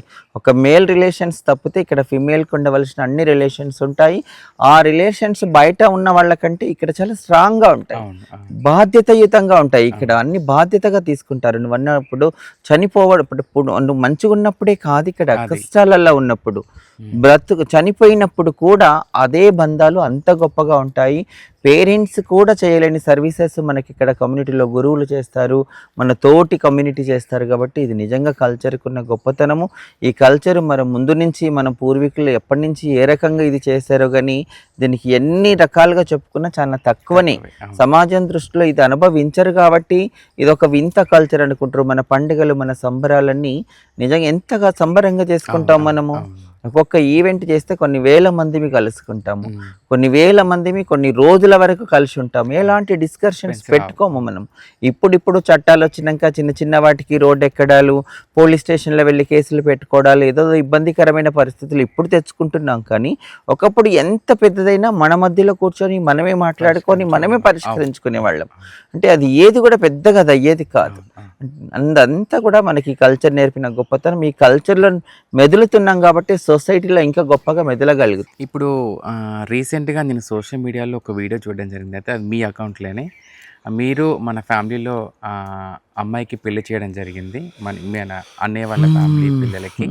సో దాంట్లో నిజంగా చాలామందిని మనసుని కదిలించింది. ఆ అమ్మాయి కడుపుకి అడిగే ముందు మీరు అక్కడ ఉండి ఆ అమ్మాయి నీ ఓదార్చడం కానీ అలాంటివి చూసినప్పుడు ప్రతి ఒక్కరి మనసు కదిలించింది. అరే వీళ్ళల్లో కూడా వీళ్ళ ఫ్యామిలీ రెస్పాన్స్ తీసుకొని పెళ్ళిళ్ళు చేస్తారా, వీళ్ళ ఫ్యామిలీలో ఇంతమందికి బాధ్యత తీసుకుంటారా అని చెప్పేసి అనేసి మీ నుంచి వచ్చిన ఈ యొక్క ఏదైతే వీడియో ఉందో చాలామందిని మనసును కదిలించింది అది. సో ఒకసారి ఆ యొక్క పెళ్ళి ఎలా చేశారు, ఇంతవరకు మీరు 4-5 మంది పిల్లల 4-5 మెంబర్స్ పిల్లల పెళ్ళి చేశారు మీరు, వాటి గురించి కొంత మాతో షేర్ చేసుకుంటారా అత్తయ్య? అంటే దీనికి ముందు స్నేహాన్ని మీరు నన్ను ఫ్యామిలీ బ్యాక్గ్రౌండ్ అడిగారు. నేను నా ఫ్యామిలీ బ్యాక్గ్రౌండ్లో చెప్పాలంటే మొదటి నుంచి ఫ్యామిలీ నన్ను ఎంత యాక్సెప్ట్ చేసిందో నేను అంత బాధ్యతగా కూడా ఉన్నాను ఫ్యామిలీ. ఎందుకంటే నాకంటే ముందు పెద్ద అక్కలు 3 ఉన్నారు, నాకంటే తమ్ముడు ఉన్నాడు. కాబట్టి వాళ్ళు ఎవరు కూడా చదువుకోలేదు నాలాగా. వాళ్ళు మా కుల వృత్తులు లేదా కూలి పని చేసుకుంటూ బ్రతికిన వాళ్ళే. కాబట్టి మధ్యలో అంటే 2వ అక్క చనిపోయింది. అంటే మామూలుగా నేను ట్రాన్స్జెండర్ వ్యక్తిగా మారిన ఆ టైంలోనే కొత్తలోనే మా అక్క చనిపోయారు. అప్పుడు ఆమెకి 3 పిల్లలు, అంటే 3 అబ్బాయిలు 1 అమ్మాయి ఉండేది ఆమెకు. చిన్న పిల్లలు, వాళ్ళు చాలా చిన్న పిల్లలు. అంటే పెద్ద అబ్బాయికే అప్పుడు 7-8 ఇయర్స్, మిగతా వాళ్ళందరూ కూడా చిన్న చిన్న పిల్లలుగా ఉంటాయి వాళ్ళు. అలాంటి ఆ పిల్లల బాధ్యత మా మీద పడింది. ఆ టైంలో నేను అప్పటి నుంచి వాళ్ళ రెస్పాన్సిబిలిటీ నేనే తీసుకున్నాను. ఎందుకంటే మా అమ్మ నాన్న అప్పటికి మా నాన్నకు కొంచెము కాళ్ళు ఇరిగిపోయి ప్రాబ్లంలో ఉండే. కాబట్టి నేను ఇట్లా కొంత ఇజరా వ్యవస్థలో ఉంటూనే ఆ ఫ్యామిలీ రెస్పాన్సిబిలిటీ తీసుకున్నాను. మగపిల్లల 3 ఆడపిల్లని కూడా నేనే పెంచడం జరిగింది. దురదృష్టం ఏంటిదంటే ఆ 3 మగపిల్లల పెద్ద అబ్బాయి చనిపోయారు. కొంత అనారోగ్యం ప్రాబ్లం వల్ల చనిపోవడం జరిగింది. 17 ఇయర్స్ అబ్బాయి అయిన తర్వాత చనిపోయాడు. మిగతా 2 మగపిల్లలది అట్లాగే అమ్మాయిది కూడా నేనే మ్యారేజ్ చేశాను. మొన్న చూసిన మ్యారేజ్ కంటే ఆ మ్యారేజ్కి ఇంకా స్పెషాలిటీ ఏంటంటే ఆ అమ్మాయికి మేమే, అంటే నేను, మా ఆయన, మా హస్బెండ్ ఉన్నాడు, నాకు మ్యారేజ్ జరిగింది. నేను ట్రాన్స్జెండర్ వ్యక్తిగా మారిన తర్వాత నేను పెళ్లి చేసుకోవడం జరిగింది. పెళ్లి గురించి నేను సెపరేట్ గా తర్వాత మాట్లాడతాను. కాబట్టి మేమిద్దరం కపుల్స్ ఉండి భార్యాభర్తలుగా ఉండి ఆ అమ్మాయికి తండ్రి స్థానంలో ఉండి మేమే కన్యాదానం, కాళ్ళు కడిగి కన్యాదానం చేసి పెళ్లి చేశాము. అది నిజంగా ఒక దేవుడిచ్చిన వరంగా భావిస్తున్నాను. ఎందుకంటే నేను ఒక మహిళగా జీవనం కొనసాగిస్తున్న టైంలో నాకు అన్ని అవకాశాలు దొరికినాయి. అంటే నేను అమ్మాయికి కాళ్ళు కడిగే అదృష్టం అనేది అందరికీ రాదు. అది అంతే, ఆ అవకాశం అందరికీ రాదు. ఆ టైంలో నాకు మ్యారేజ్ జరగడం, నాకు హస్బెండ్ ఉండడం, నేను ఆ అమ్మాయికి పేరెంట్స్ లేకపోవడము, ఇంకా ఆ అబ్బాయి తరపున ఉన్న వాళ్ళందరూ కూడా అది ఒప్పుకోవడం అనేది గొప్ప విషయము. అది నిజంగా నేను జీవితంలో నాకు ఒక గొప్ప మరుపురాని అది. ఆ తర్వాత నేను మా తమ్ముడికి 2 అమ్మాయిలు ఉన్నారు, వాళ్ళిద్దరు పెద్ద అమ్మాయి మ్యారేజ్ కూడా చేశాను. ఇప్పుడు 2వ అమ్మాయి మ్యారేజ్ చేశాను. ఇంకా చాలా అబ్బాయిలే పెళ్ళిళ్ళు చేసేసాము. రెస్పాన్సిబిలిటీగా ఉన్నాను, ఇప్పటికీ ఉన్నాను, ఉండాలి, ఖచ్చితంగా ఉంటాను కూడా నేను. ఎందుకంటే అది నాకు మా పేరెంట్స్ అప్పచెప్పిపోయినటువంటి ఒక బాధ్యత. అది నాకు అదృష్టంగా కూడా భావిస్తున్నాను నేను. చాలామంది దీన్ని ఒక ఇన్స్పిరేషన్గా తీసుకుంటారు అయితే, ఎందుకంటే ఫ్యామిలీని చూసుకునే ట్రాన్స్జెండర్స్ చాలా తక్కువ మంది. ఎందుకంటే ఫ్యామిలీస్ మనల్ని యాక్సెప్ట్ చేయవు కాబట్టి మనం వాళ్ళ దగ్గరికి ఎంత వెళ్ళి ప్రేమ చూపిద్దామన్నా కూడా మనల్ని హక్కును చేర్చుకోరు వాళ్ళు. కారణం ఈ సొసైటీలో ఉన్న మాటలు కావచ్చు, చుట్టుపక్కల అనే మాటలు కావచ్చు. కానీ మీరు అవన్నీ ఇప్పుడు ఊర్లో వాళ్ళు ఏమనుకుంటారో అనుకున్నా కానీ, చుట్టుపక్కల వాళ్ళు ఏమనుకుంటారో అవన్నీ పక్కన పెట్టేసి నా కుటుంబ సంక్షేమం నాకు కావాలి, నా కుటుంబ బాగోలు నేను చూసుకోవాలని చెప్పేసి అనేసి ఇలా ఇంటి పెద్దగా ఉండి ఒక అమ్మ స్థానంలో ఉండి మీరు పెళ్లి చేయడం నిజంగా ఇది చాలా గొప్ప విషయం అత్తయ్య. ఇది అంటే వాళ్ళ కష్టార్జితంతో నేను పెరిగాను. అదే అదే అదే మా అక్కలు నాకు వాళ్ళు అంటే నేను కాలేజ్ చేసే టైంలో నాకు 1 రూపీ అవసరం వచ్చింది అనగానే మా అక్క వాళ్ళు కూలి చేసిన డబ్బులే నాకు ఇచ్చారు. అవును. అంటే మా తమ్ముడు పని చేసిన డబ్బులే నాకు పెట్టారు. ఓకే. అంటే నేను చదువుకోవడానికి నేను ఎదగడానికి ఆ టైంలో వాళ్ళు కష్టపడి నాకు ఖచ్చితంగా సపోర్ట్ చేశారు కాబట్టి నాకు కొంత నేను నాలెడ్జ్ పెంచుకున్నాను. నా చదువు ద్వారా నాలెడ్జ్ ఉన్నది కాబట్టి నేను సొసైటీలో నేను బతికే విధానం నేర్చుకున్నాను కాబట్టి నేను వాళ్ళ కష్టార్జితంతో పెరిగాను కాబట్టి ఈ టైంలో నేను ఖచ్చితంగా నేను వాళ్ళ రుణం అని పెద్ద మాట అనలేను కానీ నేను బాధ్యతగా ఉండాల్సిన అవసరం అయితే నాకు ఉంది. అది నేను ఖచ్చితంగా ఆ బాధ్యత నెరవేర్చాలి. ఎవరికి కూడా మా ఫ్యామిలీలో అంతా అమాయకంగా ఉండే అమాయకత్వంతో బ్రతికిన వాళ్ళు. రీసెంట్లీ మా పెద్దక్క గారు కూడా చనిపోయారు. ఇప్పుడు వాళ్ళకు ఒక బాబు ఉన్నాడు. వాళ్ళ బాబు మ్యారేజ్ కూడా నేనే చేశాను. అప్పుడు భర్త లేకుంటే తనకి మాతోనే ఉండేది కాబట్టి వాళ్ళ మ్యారేజ్ చేసి ఇప్పుడు వాళ్ళకి పిల్లలు ఉన్నారు.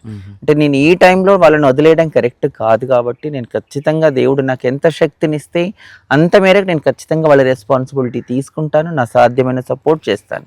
చెయ్యాలి కూడా మనం. సొసైటీలో ఎంతో అవేర్నెస్ ప్రోగ్రామ్స్ చేస్తూ మీడియా ముందుకు వస్తూ ఎన్నో కార్యక్రమాలు చేస్తున్న మీరు మా ట్రాన్స్జెండర్స్ వ్యక్తుల కోసం కావచ్చు, తర్వాత ప్రజల కోసం కావచ్చు, మీరు ట్రాన్స్జెండర్స్ వ్యక్తుల కోసం పనిచేస్తూ కాస్త ఇప్పుడు సొసైటీలోకి వచ్చేసారు. ప్రతి ఒక్కరి జీవితంలో ప్రేమ అనేది ఒక గుర్తయితే ఉంటుంది. సో మా లైలగురి గారి లైఫ్లో కూడా ప్రేమ, పెళ్ళి అనేది ఆల్రెడీ మీరు ఇందాక చెప్పారు ఒక విషయము. సో నాకు హస్బెండ్ ఉన్నారు, సో మేము ఇలా పెళ్ళి చేయడం జరిగింది, ఇలా చేయడం జరిగింది అని చెప్పేసి అన్నారు.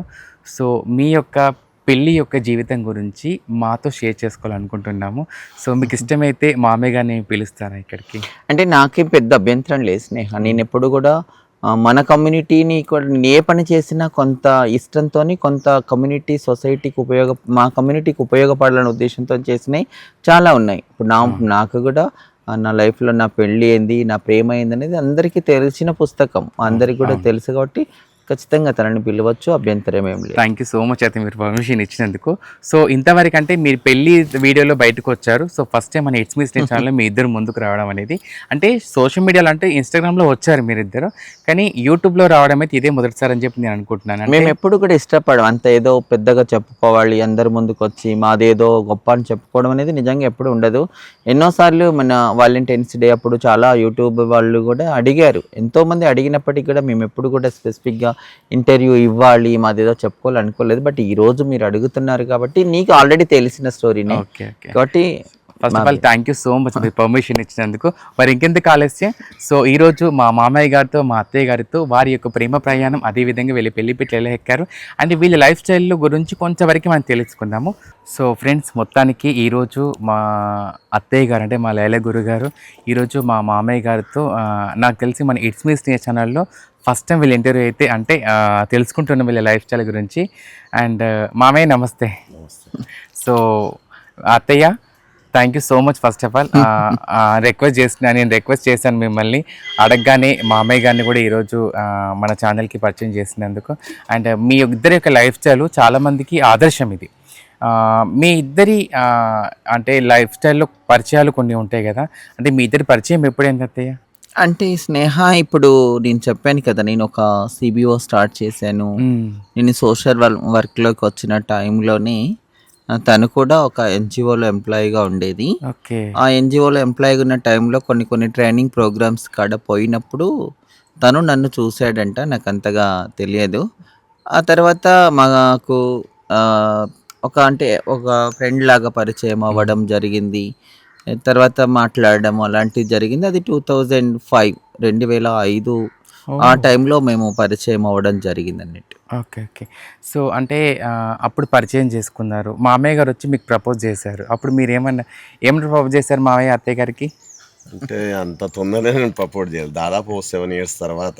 ఓహో! అంటే అప్పటి వరకి జస్ట్ క్యాజువల్‌గా మాట్లాడుకుంటారు. క్యాజువల్గా రావడం, కలవడం, ఉండడం. హ్మ్. అంటే తన లైఫ్ స్టైల్ ఏంది, నా లైఫ్ స్టైల్ ఏంది, ఎలా బతకాలి అన్ని చూస్తూ ఒక 7 ఇయర్స్ తర్వాత డైరెక్ట్ మ్యారేజ్ చేసుకుంటా అని చెప్పిన నేను. ఓకే. అండర్‌స్టాండింగ్ అంటే, అప్పటిదాకా అంటే 7 సంవత్సరాలు మీ ఇద్దరు అండర్‌స్టాండింగ్ జర్నీ అంటే కలిసి ఎలా జర్నీ ఉండాలి? చేసినాం. ఎలా ఉండాలి, ఏమేం అంటే సొసైటీలో ఎలాంటి ప్రాబ్లమ్స్ వస్తాయి అవన్నీ కూడా ముందే అన్నీ అందరిని స్టడీ చేసినాకనే తర్వాత డైరెక్ట్ మ్యారేజ్ చేసుకున్నాను. I wow! లవ్ యూ అని చెప్పడం అప్పుడే అయింది, మ్యారేజ్ చేసుకోవడం కూడా అదే ఇయర్లో అయింది. పెళ్లెప్పుడైంది అత్తయ్య? అంటే స్నేహ ఇప్పుడు నువ్వు అడుగుతున్నంత ఈజీ అయితే కాదు మాది. అవును. ఆ అవును. టైంలో ఇప్పుడంటే కొంతమంది ఎవరైనా ట్రాన్స్ కమ్యూనిటీతోని మాట్లాడడానికి ఇష్టపడుతున్నారు, సహజీవనం చేయడానికి ఇష్టపడుతున్నారు. మధ్యలో ఏమేమో జరిగిపోతున్నాయి. అంత ఈజీ అయిపోయింది. కానీ అవును. అంటే నా టైంలో అయితే అంతగా ఏ మీడియా లేదు, ఏమి లేదు కాబట్టి వ్యక్తులుగా కలిసి మాట్లాడుకుంటేనే వ్యక్తుల గురించి తెలిసేదప్పుడు. అవును. అవును. ఎవరు ఎట్లాంటి వాళ్ళు అనేది. కాబట్టి తనతోని నాకు 2005లో అంటే తను వ్యక్తిగా నాకు తెలుసు. ఆ తర్వాత తన మైండ్‌లో ఏముంది, తనంటే తను వన్ సైడ్‌గా నన్ను లవ్ చేస్తున్నాననే ఉద్దేశంతోనే వచ్చాడు గానీ, నా మైండ్‌లో అప్పటికి అంత లేదు నాకు. ఓకే. అంటే నేను మొదటి నుంచి కూడా ఈ ప్రేమలు, ఈ పెళ్ళిళ్ళ మీద ఎప్పుడు థింక్ చేయలేదు కాబట్టి, ఓకే. అప్పుడు కూడా పెద్ద ఫ్రెండ్లీగా అన్నీ మాట్లాడుకునేవాళ్ళం. ఒకటి విషయాలు ఒకళ్ళు షేర్ చేసుకునేవాళ్ళము. చాలా ఫ్రెండ్లీగానే ఉండేవాళ్ళము. ఓకే. తర్వాత తెలిసింది తను అలా అనుకుంటున్నాడు అని తను నాకు చెప్పాడు. అప్పుడు కూడా నేనన్నాను. అంటే నాకు అప్పటికి కొన్ని స్టోరీస్ నేను ఆల్రెడీ చూసి ఉన్నాను. అంటే హ్మ్. ఆ టైంలో గూడా కమ్యూనిటీ దగ్గరికి ఎందుకొస్తారు ఒక మగవాడు పెళ్లి అని, ప్రేమ అని వచ్చేసి మోసాలు చేస్తారనేది అప్పటి నుంచి కూడా హ్మ్. ఉంది గాబట్టి, నేనంత ఈజీగా నేనేమి యాక్సెప్ట్ చేయలేదు. బట్ నేను చర్చించాను చానా విషయాలు. చానా రోజులు నేను టైం కూడా తీసుకున్నాను. అదంతా అట్రాక్షన్ జస్ట్ ఏముందో ఏమోలే అన్నట్టుగా తనన్నట్టుగా మేము 2005 నుండి మేము 2011లో మా మ్యారేజ్ అయింది. అంటే మేము వావ్! దాదాపు 6, 7 ఇయర్స్ మేము జస్ట్ ఫ్రెండ్లీగానే ఉన్నాము. ఓకే. ఆ తర్వాత తను నాకు అడిగినప్పుడు నేను ఆ టైంలోనే ఈ మీడియా ముందుకు రావడము, ఎక్కువగా నేను కమ్యూనిటీ గురించి పోరాటాలు మాట్లాడడం అనేది జరుగుతుంది కాబట్టి, ఇది కూడా తను ఓపెన్‌గా పెళ్లి చేసుకుంటా అన్నాడు. మీడియా ముందైనా పెళ్లి చేసుకుంటా అన్నాడు. వావ్! వాళ్ళ ఫ్యామిలీకి నాకు పరిచయం చేశారు. మా ఫ్యామిలీ, వాళ్ళ ఫ్యామిలీ అంతా కలిసిపోవడం బాగా జరిగిపోయింది కాబట్టి, నేననుకున్నాను ఓకే. ఇది నా కమ్యూనిటీకి కూడా ఇది కూడా ఒక అడ్వాంటేజ్ అవుతుంది ఇన్ ఫ్యూచర్‌లో. అంటే హ్మ్. ఆ మహిళలకు కూడా పెళ్ళిళ్ళు చేసుకోవచ్చు అని అబ్బాయిలకు ఒక అవగాహన వస్తుంది. అది రావాలి. అందరూ కూడా అట్లాంటి మా కమ్యూనిటీ కూడా ఒక స్త్రీగా బతుకుతున్నాం అనుకున్నప్పుడు, ఇట్లాంటి తోడు కూడా వచ్చేది నా వల్లన కూడా అవ్వచ్చు అన్న ఉద్దేశంతోని మేము 2011లో ఓపెన్‌గా మీడియా ముందు మన ఓకే. మేడారం సమ్మక్క సారలమ్మ గదుల దగ్గర గద్దెల దగ్గర పెళ్లి చూసా. పందిరేసుకొని అంటే మన హిందూ సాంప్రదాయ ప్రకారంగా ఎట్లా పెళ్లి జరుగుతుందో అట్లా జరగడం జరిగింది. వావ్! అంటే మామయ్య చాలా మంది కూడా వచ్చిండ్రు పెళ్ళికి. ఓకే. చాలా మంది వచ్చిండ్రు. అంటే అంటే మా ఫ్రెండ్స్ వచ్చిండ్రు, మా ఫ్యామిలీ వచ్చిండ్రు, కమ్యూనిటీ అందరు కూడా వచ్చిండ్రు. అంటే ఇప్పుడు సొసైటీలో చాలా వరకి ఇప్పుడు మీ లైఫ్‌లో చాలా తక్కువ మేము చూసింది. అంటే మా మా ఇప్పుడున్న జనరేషన్‌కి మీకు చాలా అనుభవం ఉంది. చాలా చూసే ఉంటారు మీరు అన్ని విషయాలు. అంటే ఇప్పుడు ఈ పెళ్ళి అనే ఆలోచన ఇప్పుడు మీరు చేసుకొని ఇప్పుడు ఈ లైఫ్‌లోకి రావాలని చెప్పేసి అనుకున్నారు కదా! అంటే ఎందుకు అలా అనిపించింది? అంటే ఈ లైఫ్‌లో వీళ్ళని ఎలా చూసుకోవాలని చెప్పేసి అనేసి? అంటే ఫస్ట్ నుంచి నాకు అంటే పని చేయడం నచ్చింది ఒకటి. సొసైటీ మనం కోసం. కూడా సొసైటీలో ఎవరికొకరి లైఫ్‌లో అంటే ఎప్పటికీ ఇదే సర్వీసు, ఇదే వర్కు అన్నది ఉండదు కదా! అవునవును. దాంతో పాటు కూడా ఇలాంటి లైఫ్ కూడా ఉంటది. పరిచయం చేయాలి ఖచ్చితంగా. వావ్! తనకు కూడా లవ్ అంటే అన్నీ అంటే అప్పటికి కష్టపడుతుంది కదా! నేను ఆహా! కూడా పక్కనుండి అన్ని రకాల సపోర్ట్‌గా ఎక్కడికంటే అక్కడికి మీటింగ్ కంటే ఎక్కడికైనా వెళ్ళినా. ఓకే. దాంతో పాటుగా కూడా భర్తగా కూడా సపోర్ట్ చేయొచ్చు. మనం కూడా ఉండొచ్చు లైఫ్‌లో. తనకు అంటే ఆ కోణంలోనే బతుకుతాంది. ఫ్యామిలీ పరంగా అందరూ కూడా నన్ను అంటే వాళ్ళ ఫ్యామిలీకి అందరికీ నేను దగ్గరయ్యే ఉన్నా. ఓకే. చిన్న పిల్లలని గానీ, వాళ్ళ అక్క పిల్లలని అందరిని కూడా ఇప్పటికి కూడా వాళ్ళతోనే ఉన్నా. వాళ్ళ అన్నిట్లలో పెళ్ళిళ్ళలో గానీ, దేనికైనా మంచి చెడుకు తన ఓన్ కాడికి నేను పోతా. పెళ్ళి కూడా ఇద్దరం కలిసి కాళ్ళు కడగాలని. అంటే ఇప్పుడు ఈ పిల్లలు పెంచుతాను. తర్వాత ఎట్లా? తర్వాత కమ్యూనిటీకే అంకితం అయిపోతే ఎట్లా అన్న టైంలో నేను చెప్పడం జరిగింది. చెప్తే కొన్ని మార్పులు. నువ్వు ఇలాగే ఉండాలి. నువ్వు ఎట్లా క్రమశిక్షణలో ఉంటే అంటే ఇప్పుడు నువ్వు నన్ను మోజుకోద్దో ప్రేమ ప్రేమ అని ఇప్పుడు తర్వాత మళ్ళీ నువ్వు బయటికి వెళ్ళిపోయినాక అప్పుడు అంటే ఇంత మీడియాలో అట్లా లేదు. కాకపోతే చాలా చుట్టుపక్కల వాళ్ళతోని ఫ్యామిలీతోని మా కులంతోని అంటే మేము ముస్లింలం కాబట్టి ఓకే. మా ఊళ్ళే అట్లా మామయ్య అందరూ మీరు కూడా- ముస్లిం, అత్తయ్య గారి హిందువు. సో అంటే ఏమన్నా గొడవలు జరిగినాయి అప్పుడు? అంటే నా వరకు ఎంత పెద్ద గొడవ వచ్చినా అక్కడ వరకే మా ఊళ్ళే కానీ మా చుట్టుపక్కల ఉన్న వారితోని కానీ మాట్లాడే అంత కెపాసిటీ వచ్చినాకనే పెళ్లి చేసుకున్నాను. ఓ, అందరిని ఒప్పించి. మా కులంతోని అందరితోని అంటే కొన్ని సందర్భాల్లో అంటే ముస్లిం పద్ధతులలో ఇలాంటివి చేయొద్దు అంటే ఏదో ఎంజాయ్ చేసినామా ఉన్నామా కలిసినామా విడిపోయినామా అలా ఉండాలి కానీ ఇలా చేస్తారా అంటే నా ఫ్రెండ్స్ వాళ్ళందరూ కూడా అనేది అంటే అమ్మాయితో లవ్ చేస్తే బాగుంటుంది కానీ ఒక హిజ్రా అక్కడ ఏముంటుంది ఎందుకు లవ్ చేయాలి అట్లా ఎన్నో అన్నారు. కాకపోతే మనసుతో ప్రేమించింది వేరు ఉంటుంది. కొంతమంది దేవుని ప్రేమిస్తారు, కొంతమంది దేన్నైనా ఒక ఆకర్షణ పెరుగుతుంది. అంటే మనిషి మధ్య దాంపత్యమో సెక్స్ అలాంటివి కాకుండా నాకు తన మీద పూర్తి నా మనసు అలా లవ్ అన్నది పెరిగింది కొన్నేళ్ళు. ఇక్కడికి వరంగల్కి మా ఊరికి ఒక 50 కిలోమీటర్స్ ఉంటాయి. నేను సైకిల్ మీద వచ్చేది రోజు 2 రోజులకు 3 రోజులకు సైకిల్ మీద అక్కడ నుంచి 50 కిలోమీటర్స్ సైకిల్ దొక్కుంటూ వచ్చేది నైట్ లో. అత్తయ్య గారి కోసం వచ్చి నైట్ లో 10-11 గంటలకు వచ్చి మళ్ళీ మబ్బులు 6 గంటలకు మా ఇంట్లో ఉండేది నేను. సో అంటే నా కిందకి మీరు ఒక మాట అన్నారు మామయ్య, ప్రతి మనిషికి సెక్సే కాదు అది కాదు, వాళ్ళకు లైఫ్ ఉండాలి, వాళ్ళకు మనసు ఉంటుంది. కొంతమంది దేవుణ్ణి ప్రేమిస్తాం, కొంతమందిని వాళ్ళని ప్రేమిస్తాం అని చెప్పేసి అన్నారు చూడు. నిజంగా ఇది హార్ట్కి తగిలింది మామయ్య నాకు. నిజంగా ఇప్పుడున్న సొసైటీలో అలా అనుకుంటే కనుక నిజంగా చాలామందికి ఇది విడిపోయేదాకా రారు ఇప్పటికీ. మీరు అంటే 2011లో పెళ్లి చేసుకోవడము అంటే ఈ సోషల్ మీడియాలో కూడా ఇంతకుముందు ఎవ్వరు రాలే అప్పటికి. ఫస్ట్ సోషల్ మీడియా ముందుకు వచ్చింది మీరే, అంటే మీ పెళ్లి జంటతోనే మీడియా ముందుకు రావడం. మీడియా అప్పుడు సోషల్ మీడియా ఏం కాదు, TV9 రావడం, TV9, ABN, అప్పుడు జీ తెలుగు, G24 అవర్స్ అలాంటి అన్నప్పుడు ఆ టైంలోనే ఆ మీడియా వాళ్ళు కూడా మాకు బాగా సపోర్ట్ చేశారు. ఆ టైంలో భాస్కర్ సార్ అని ఉండేవాడు, తను కూడా మాకు చాలా సపోర్టివ్ గా చేశాడు. చాలా విషయాలు మాకు తెలియని చెప్పేవాడు. అంటే నా ఎడ్యుకేషన్లోనూ సపోర్ట్ చేశాడు, నా మ్యారేజ్ టైంలో కూడా తను సపోర్ట్ చేశాడు. సో చాలా మంది అన్ని పేపర్లలో కూడా వచ్చింది. అప్పుడు చాలా అందరూ కూడా పేపర్ చూసేది కదా, అన్ని పేపర్లలో వచ్చేసి ప్రింట్ మీడియా. మీరు పెళ్లి చేసుకున్న క్రమంలో నిజంగా ఈ మీడియా అదే పేపర్ వాళ్ళు కానీ మీడియా వాళ్ళు తప్ప ఈ యూట్యూబ్ కానీ ఈ ఇన్స్టాగ్రామ్ కానీ ఈ టిక్టాక్ కానీ ఇలాంటివి ఏవి లేకుండే. కానీ అప్పట్లో మీరు పెళ్లి చేసుకుని ఈ సమాజానికి ఒక మెసేజ్ ఇవ్వాలి అంటే మేము కూడా మాకు మనసు ఉంటుంది, మేము మనుషులేమని మీరు ఎలా సొసైటీకి తెలిసేలాగా చేశారో.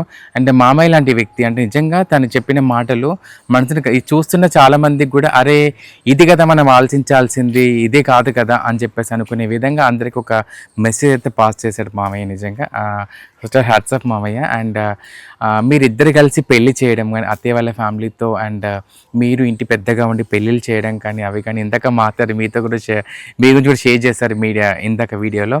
అండ్ దాని గురించి మామయ్య అంటే ఇప్పుడు మీరు పెళ్ళిళ్ళలో ఒక తండ్రి స్థానంలో ఉండి పెళ్లి చేయడం మీకు ఎలా అనిపించింది? అంటే దానికోసమే కదా, అదే అంటే తనకు పూర్తి మహిళగా జీవించినప్పుడు అన్నీ కూడా ఉండాలి. అంటే చిన్న పిల్లలను సవరించడం కానీ పెళ్ళి అంటే మెయిన్ సమాజంలో పెళ్లి చేయాలంటే ఖచ్చితంగా ఆలుమొగలై ఉండాలి, కాళ్ళు కడగాలి అంటే ఖచ్చితంగా ఒక హక్కు అన్నది ఉండాలి, తాడు అన్నది ఉండాలి. అది రావాలి అంటే ఆ పిల్లలకు అమ్మ నాన్న లేరు కాబట్టి అందులో నుంచి ఒక అబ్బాయి నాకన్నే ఉంచుకున్నాను కొన్ని రోజులు.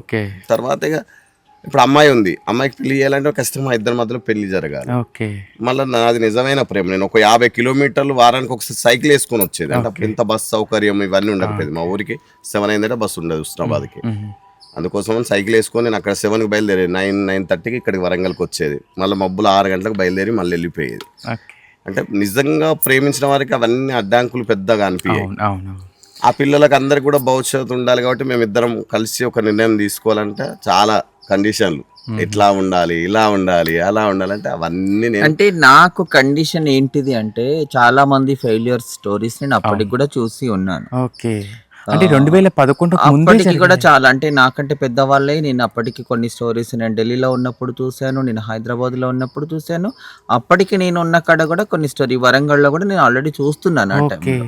కాబట్టి అలాంటి లైఫ్ నాకు ఎట్టి పరిస్థితుల్లో ఇష్టం లేదు. అంటే ఎవరో మనల్ని డామినేట్ చేసే వ్యక్తుల మధ్యలో వాళ్ళు చెప్పిందే వినాలి, వాళ్ళ మధ్యలోనే ఉండాలి, వాళ్ళు వద్దంటే ఆగిపోవాలి అనేది నాకు లేదు. నాకంటూ కొన్ని ఉద్దేశాలతో నేను బయటకు వచ్చాను కాబట్టి అలాంటి ఉండకూడదు నాకు. ఇప్పుడు ఒకరిని ఒకరిని రెస్పెక్ట్ చేయాలి, ప్రేమ ఉండాలి, రెస్పెక్ట్ ఉండాలి, ఒకరి విషయాలు ఒకరు గౌరవించుకోవాలి, ఒకరినొకరు అర్థం చేసుకోవాలి. కాబట్టి నేను ముందే అవన్నీ చెప్పడం జరిగింది. నా లైఫ్ స్టైల్ అయితే ఇది, నేను ఇలాగే ఉంటాను, నా పద్ధతి ఇది, దాన్ని నువ్వు ఎంతవరకు అర్థం చేసుకోగలుగుతావు అనేది చెప్పాను. నేను అబ్జర్వ్ చేశాను కూడా. తను చెప్పినట్టుగా ఆ 6 ఇయర్స్ ఏదైతే ఉందో నా పని నేనే, నా సోషల్ వర్క్ కోసం, ట్రైనింగ్స్ కోసం, మీటింగ్స్ కోసం నేను అటు వెళ్ళేదాన్ని. కట్టుబడి నా పని మీద నేను తిరుగుతున్నప్పుడు తను నాకు సపోర్ట్ చేసేవాడు. ఎక్కడ వద్దు అని ఆపేయడం కానీ, అట్టెందుకు చేస్తున్నావని, వీళ్ళతో ఎందుకు మాట్లాడుతున్నావని, వాళ్ళతో అట్లాంటి కండిషన్స్ ఎప్పుడు కూడా నాకు రాలేదు. కాబట్టి అది కొంత నాకు అనిపించింది. కాబట్టి అది పెళ్లి దాకా వస్తున్నప్పుడు ఖచ్చితంగా మనం ఇప్పటి వరకు ఉండడం వేరు, ఇక ముందు ఉండడం వేరు. కాబట్టి అవన్నీ మాట్లాడుకొని చేసాము. మేము ఏది కూడా స్వార్థంతోనైతే చేయలేదు స్నేహ. అంటే తను నా పట్ల ఏది స్వార్థంతో నన్ను ప్రేమించలేదు, నేనెప్పుడు కూడా తన స్వార్థం అంటే ఏవి ఎట్లా చేసుకోలేదు. ఎప్పటికీ ఒకరికొకరు అండర్స్టాండింగ్లో ఉందాము. కష్టమైన సుఖమైన ఇప్పటికి కూడా ఏదున్నా సరే షేర్ చేసుకుంటాం, ప్రతి ఒక్కటి మాట్లాడుకుంటాము, ప్రతి ఒక్కటి షేర్ చేసుకుంటాము. ఎవరి మీద ఎవరం అధికారాన్ని చెలాయించము, ఎవరం అడ్డుపుల్లలు అయితే వెయ్యము. మీ మ్యారేజ్ డేట్ అత్తయ్య? 24th April 24th నా మ్యారేజ్. మామయ్య, మీరు అత్తయ్య గారికి ఇచ్చిన ఫస్ట్ ఏదైనా మెమరబుల్ గిఫ్ట్ ఏదైనా ఉందా? ఏమన్నా? నేను మెమరబుల్ అంటే ఫస్ట్ తనకు చీర కొనిచ్చిన. వా, అంటే నాకు అంటే ఇప్పుడు బర్త్డే కదా నాకు ఈ బర్త్డేకే ఫస్ట్ బర్త్డేకే నాకు ఈ బర్త్డే టైంలోనే నాకు ప్రపోజ్ చేయడం జరిగింది. అంటే మీ బర్త్డే రోజే ప్రపోజ్? నా బర్త్డే రోజే నాకు ప్రపోజ్ చేశారు. నాకు నా బర్త్డే, నాకు నా నిర్వాణ డే కూడా ఒకటే. అంటే నా సర్జరీ జరిగిన డేట్, నా బర్త్డే ఒకటే. ఆ రెండు కూడా నేను ఏం సెలబ్రేషన్ చేసేది కాదు, కానీ అది గుర్తుపెట్టుకొని ఎవరి ద్వారా తెలుసుకొని అదే రోజు నాకు ఒకసారి ఇచ్చి ప్రపోజ్ చేశారు. బట్ నేనేం అప్పుడు కూడా ఆలోచనలోనే ఉన్నాను. అప్పుడు ఫస్ట్ ప్రపోజ్ చేసినా, లాస్ట్ ప్రపోజ్ చేసినా అట్లాగే ఉన్నాం. ప్రపోజ్తోనో ప్రేమతోనో పెద్దగా పొంగిపోలేదు. బాధ్యత అనుకొని పెళ్లి చేసుకోవాలనుకున్నాము. ఆ పెళ్లి ద్వారా సొసైటీలో కూడా మేము కూడా అందరిలాగా బతకగలుగుతాము, ఉండగలుగుతాం అని చెప్పాలనుకున్నాం. స్టిల్ ఇప్పుడు కూడా అట్లాగే ఉన్నాం. సూపర్ అత్తయ్య, నిజంగా నాకు అంటే మాటలు బర్త్డేకి ఒక గిఫ్ట్, నోముకోవడానికి ఒక గిఫ్ట్, నోముకోవడం కోసం ముఖ్యంగా. అంటే చాలా మంది వరలక్ష్మి వ్రతం చేసుకుంటా ఉంటారు కదా. సో మన ఛానల్లో దాని గురించి చూపించడం జరిగింది. సోషల్ మీడియాలో ఒక హల్చల్ టాపిక్గా మారేది ఏంటంటే మీ తాలిబొట్టు. మీ తాలిబొట్టు గురించి చాలా మందికి చాలా డౌట్స్ ఉన్నాయి. సో ఈ రోజు ఇప్పుడు మీ ఇద్దరు కూర్చున్నారు కాబట్టి నీ ఛానల్లోనే చెప్పారు, అంటే ఈ తాలిబొట్టు గురించి ఇదని చెప్పేసి అన్నారు. సో ఇప్పుడు మీ కపుల్స్ తో క్లియర్ గా చూస్తున్నారు కాబట్టి అప్పుడు కొంచెం మనము వలసిన మధ్యలో కొంచెం తెలియజేస్తాం మనము. సో ఇప్పుడు మీ కపుల్స్ తో కూర్చొని చూస్తున్నారు కాబట్టి సో మీ తాలిబొట్టు గురించి చాలా మందికి చాలా రకాల అమ్మో అంత పెద్ద తాలిబొట్టు ఉంటుందా అని చెప్పేసి అని అంటూ ఉంటారు చాలా మంది. సో దాని గురించి కొంచెం అంటే అదే ఇప్పుడు తాలిబొట్టు అనేది అందరికి 2 పుస్తలు ఉంటాయి. నాకు అంతే 2 పుస్తలు మాత్రమే ఉన్నాయి. మిగతా అన్ని కూడా పుస్తలు కాదు. అవి అమ్మవారి లక్ష్మీ అమ్మవారి రూపులు అవి. సో అవన్నీ లక్ష్మీ రూపులు. ఇవన్నీ కూడా శ్రావణ మాసంలో, ప్రతి శ్రావణ మాసంలో అమ్మవారి వరలక్ష్మి పూజ చేసినప్పుడు ఒక్కొక్క లక్ష్మి రూపును మనం వేసుకోవడం జరుగుతుంది. కాబట్టి వాటిని రూపంలోనే మేము ఇవి చేసుకున్నాం. ఇదన్నీ పుస్తలు కావు, అలాంటిది ఏం లేదు. ఇది ఎవ్రీ ఇయర్ అనేది ఈ పూజ చేసుకునేటప్పుడు ఖచ్చితంగా తనే ఆ లక్ష్మీ రూపం అనేది తీసుకురావడము, అది పూజలో పెట్టిన తర్వాత మళ్ళీ మేము పుస్తకాలలో కూర్చుకోవడం అనేది జరుగుతుంది. ప్రతి సంవత్సరం వరలక్ష్మి వ్రతానికి మామయ్య గారే తీసుకొచ్చి పూజ స్టార్టింగ్ లో మేమే చేసుకునేది. ఇప్పుడు ఈ మధ్యలో ఒక్కసారి అయ్యగారిని 2 సార్లు పెట్టినాం, కానీ జస్ట్ పెట్టుకొని పూజ అమ్మవారికి అక్కడ పెట్టేసి పూజ చేసేసి 1 వీక్ తర్వాత నేను తన మెడలో కట్టేసి ఇప్పుడు కూడా అలాగే. కాకపోతే కొంచెం ఈ మధ్యలో కొంచెం మీడియా అదే అంటే ఒకసారి చేద్దాం అయ్యగారితో అని చేసినాం ఒక 3 years కింద. అవి స్టార్టింగ్ నుంచి మేమిద్దరమే పూజ చేసి ఒక 1 వీక్ తర్వాత తన పుస్తలకు కట్టి తర్వాత మళ్ళీ ఒక 6 నెలలకు ఏడాదికో నేనే తీసుకుపోయి వీటిని అందులో అల్లిపించుకొని తీసుకొస్తా. సో ఈ రోజు అత్తయ్య గారి బర్త్డే కాబట్టి అండ్ అదే విధంగా మీ పెళ్లి రోజు కూడా త్వరలో రాబోతుంది. సో మీ ఇద్దరికి advance happy married life. And నిజంగా నాకైతే చాలా హ్యాపీగా ఉంది. మీ జర్నీ అంతా ఇంత కాదు, ఎన్ని సంవత్సరాలు అయితే ఇప్పటికి? దాదాపు మాది అంటే మ్యారేజ్ 2011, అంటే దాదాపు 21 years అవుతుంది. 21 సంవత్సరాల జీవితం, 16 years పెళ్ళైంది. మా పరిచయం వచ్చేస్తే 2005 కాబట్టి 21 years అయింది మాకు. మ్యారేజ్ వచ్చేస్తే 15 years కంప్లీట్ అయిపోయింది. నేను చాలా మందికి సోషల్ మీడియా వ్యక్తులకి ముఖ్యంగా ట్రాన్స్ కపుల్స్కి అంటే చాలామంది అంటారు కదా వీళ్ళ దగ్గర కేవలం డబ్బు కోసమే దానికోసమే దీనికోసమే అని చెప్పి వెంటనే విడిపోవడం వాటి గురించి కూడా అంటూ ఉంటారు కదా. సో మా దాంట్లో కూడా ఇలా లైఫ్ లీడ్ చేస్తూ కొన్ని సంవత్సరాలుగా వాళ్ళ సహజీవనం చేసి కొనసాగిస్తున్న జంట అన్నట్టు ఇది. అంటే నాకు తెలిసి మీడియా ముందుకు వచ్చిన జంట ఇదే ఫస్ట్ అని నాకు తెలుసు. సో కాబట్టి ఈరోజు మీతో ఇంత మంచి విషయాలను షేర్ చేసుకునేది నిజంగా చాలా చాలా హ్యాపీగా ఉంది. అయితే ఇప్పుడు సోషల్ మీడియాలో చాలా వరకు కూడా చాలా చిన్న చిన్న ఏజ్ వాళ్ళు ముందుకు రావడము, పెళ్ళిళ్ళని చేసుకోవడం చెప్పేసడము, వాళ్ళు ఒక నెల రోజులు ఉండిపోవడము, విడిపోవడము, ఇలాంటి వాళ్ళకి మీరు ఏం చెప్తారు అత్తయ్య? అంటే ఇప్పుడు స్టార్టింగ్లోనే ఇప్పుడు అన్నీ కూడా చాలా బాధాకరమైన స్టోరీలు చూస్తున్నాము. చనిపోయిన వాళ్ళను, చంపబడ్డ వాళ్ళని కూడా చూస్తున్నాము. అది ప్రేమనా, అట్రాక్షనా, పెళ్ళియా, అది ఏంటిది అనేది అందరికీ కూడా మనం మాట్లాడుతున్నాము. ఇప్పుడున్న సొసైటీలో చాలా మోసపూరితమైన ప్రేమలే జరుగుతున్నాయి. చిన్న చిన్న వాటికి గొడవలు పడుతున్నారు, విడిపోతున్నారు, పోలీస్ స్టేషన్కి ఎక్కుతున్నారు, లేదా చంపుకుంటున్నారు, చంపేస్తున్నారు. ఇవన్నీ జరుగుతున్నాయి కాబట్టి ఇవన్నిటిని కూడా పూర్తిగా మనము ఖండిస్తున్నాను నేనైతే. అట్లాంటి ఎవరైనా ప్రేమించేటప్పుడే సరైన వ్యక్తిని ఎన్నుకోవడం ఒకటి. ఒకవేళ ప్రేమించినమా, పెళ్లి చేసుకుంటున్నామంటే వాళ్ళ మధ్యన అండర్స్టాండింగ్ ఉండాలి. చిన్న చిన్న ఇప్పుడు మా మధ్యలో కూడా ఏమి అంతగా మేమేమి ఎలాంటి గొడవలు లేకుంటే ఎప్పుడు అట్లాగే ఉంటామని నేను ఏమి అనట్లేను. మా మధ్యన కూడా చిన్న చిన్నవి వస్తూ ఉంటాయి, మాట్లాడుకుంటాము. కొద్ది రోజులు ఎవరి డిస్టెన్స్ అనేది మెయింటైన్ చేస్తాము, మళ్ళీ ఒకరినొకరు అర్థం చేసుకుంటాము. అవన్నీ జరుగుతూనే ఉంటాయి. కానీ దాన్ని పెద్దగా ఇష్యూ చేసుకొని పెద్దగా దీనికి ఏదో చేసేలాగా మేము ఎప్పుడు చేయలేదు. సంసారం అంటే ఆలుమగల మధ్యన, అది ఆడవారి మగవారి మధ్యలో అయినా జరుగుతుంటాయి, మన మధ్యలో కూడా జరుగుతుంటాయి. అది ఒకరినొకరు అర్థం చేసుకొని ఒకరికొకరు ఆ స్వేచ్ఛనిచ్చి ఒకరిని ఒకరు అనుమానాలు లేకుండా జీవించినప్పుడు అది కంటిన్యూగా కొనసాగుతుంటుంది. సో అత్తయ్య ఇప్పుడు సోషల్ మీడియాలో చాలా వరకు చాలామంది కూడా రీసెంట్గా మన మిర్యాలగూడలో ఒక అమ్మాయిని చూసి చనిపోవడము, అండ్ చాలామంది మీడియా ముందు వీడియోస్ పెట్టి నన్ను మోసం చేశాడు, ఇట్లా నేను చనిపోతున్నా అని చెప్పేసి అని, వీళ్ళకపోతే నేను బ్రతకనని చెప్పేసి తిట్టడం ఇలాంటివి జరుగుతున్నాయి. సో వాళ్ళకి మీరు ఇచ్చే మెసేజ్ ఏంటంటే మీ ఇద్దరి తరపున? అంటే ఎన్నో ఊకే ఉచిత సలహాలు ఇవ్వడం అందరికీ ఈజీ అనుకుంటారు. కానీ నేనైతే ఒకటి చెప్తున్నా, కమ్యూనిటీ అనేది మన కమ్యూనిటీ చాలామంది మోసపోతున్నారు. చాలామంది అబ్బాయిలు కూడా మోసం చేస్తున్నారు ఇక్కడ మన వాళ్ళు కూడా ఏమైందంటే వాళ్ళు ఒక్క రోజులోనే వాళ్ళు కలవగానే ఒకరోజు సోషల్ మీడియాలో వీడియో కాల్ చేయగానే ప్రేమ అంటున్నారు, ఒక 1 డే చాటింగ్ చేయగానే పెళ్ళి అంటున్నారు, ఆ తర్వాత 3 డేస్కో 4 డేస్కో 1 మంత్కి ఇట్లా ఏదో ఒక డిస్టర్బెన్సెస్ వస్తున్నాయి. అంటే వాళ్ళు ఏంటిది, వాళ్ళ బ్యాక్గ్రౌండ్ ఏంటి, వాళ్ళ లైఫ్ స్టైల్ ఏంటిది అనేది ఏం తెలుసుకోకుండా మన వాళ్ళు వెంటనే అదవ్వడము, వాళ్ళు కూడా ఏదో అట్రాక్షన్ కోసమో లేదా ఏదో ఇంకా ఆశించి మన దగ్గర దోస్తానా చేయడం, ఫ్రెండ్షిప్ చేయడం చేసి దాన్ని ప్రేమ అని, మీతో కలిసి ఉంటామని చెప్పి అవన్నీ చేయడం జరుగుతుంది. దాన్ని మనం నమ్ముతున్నాము.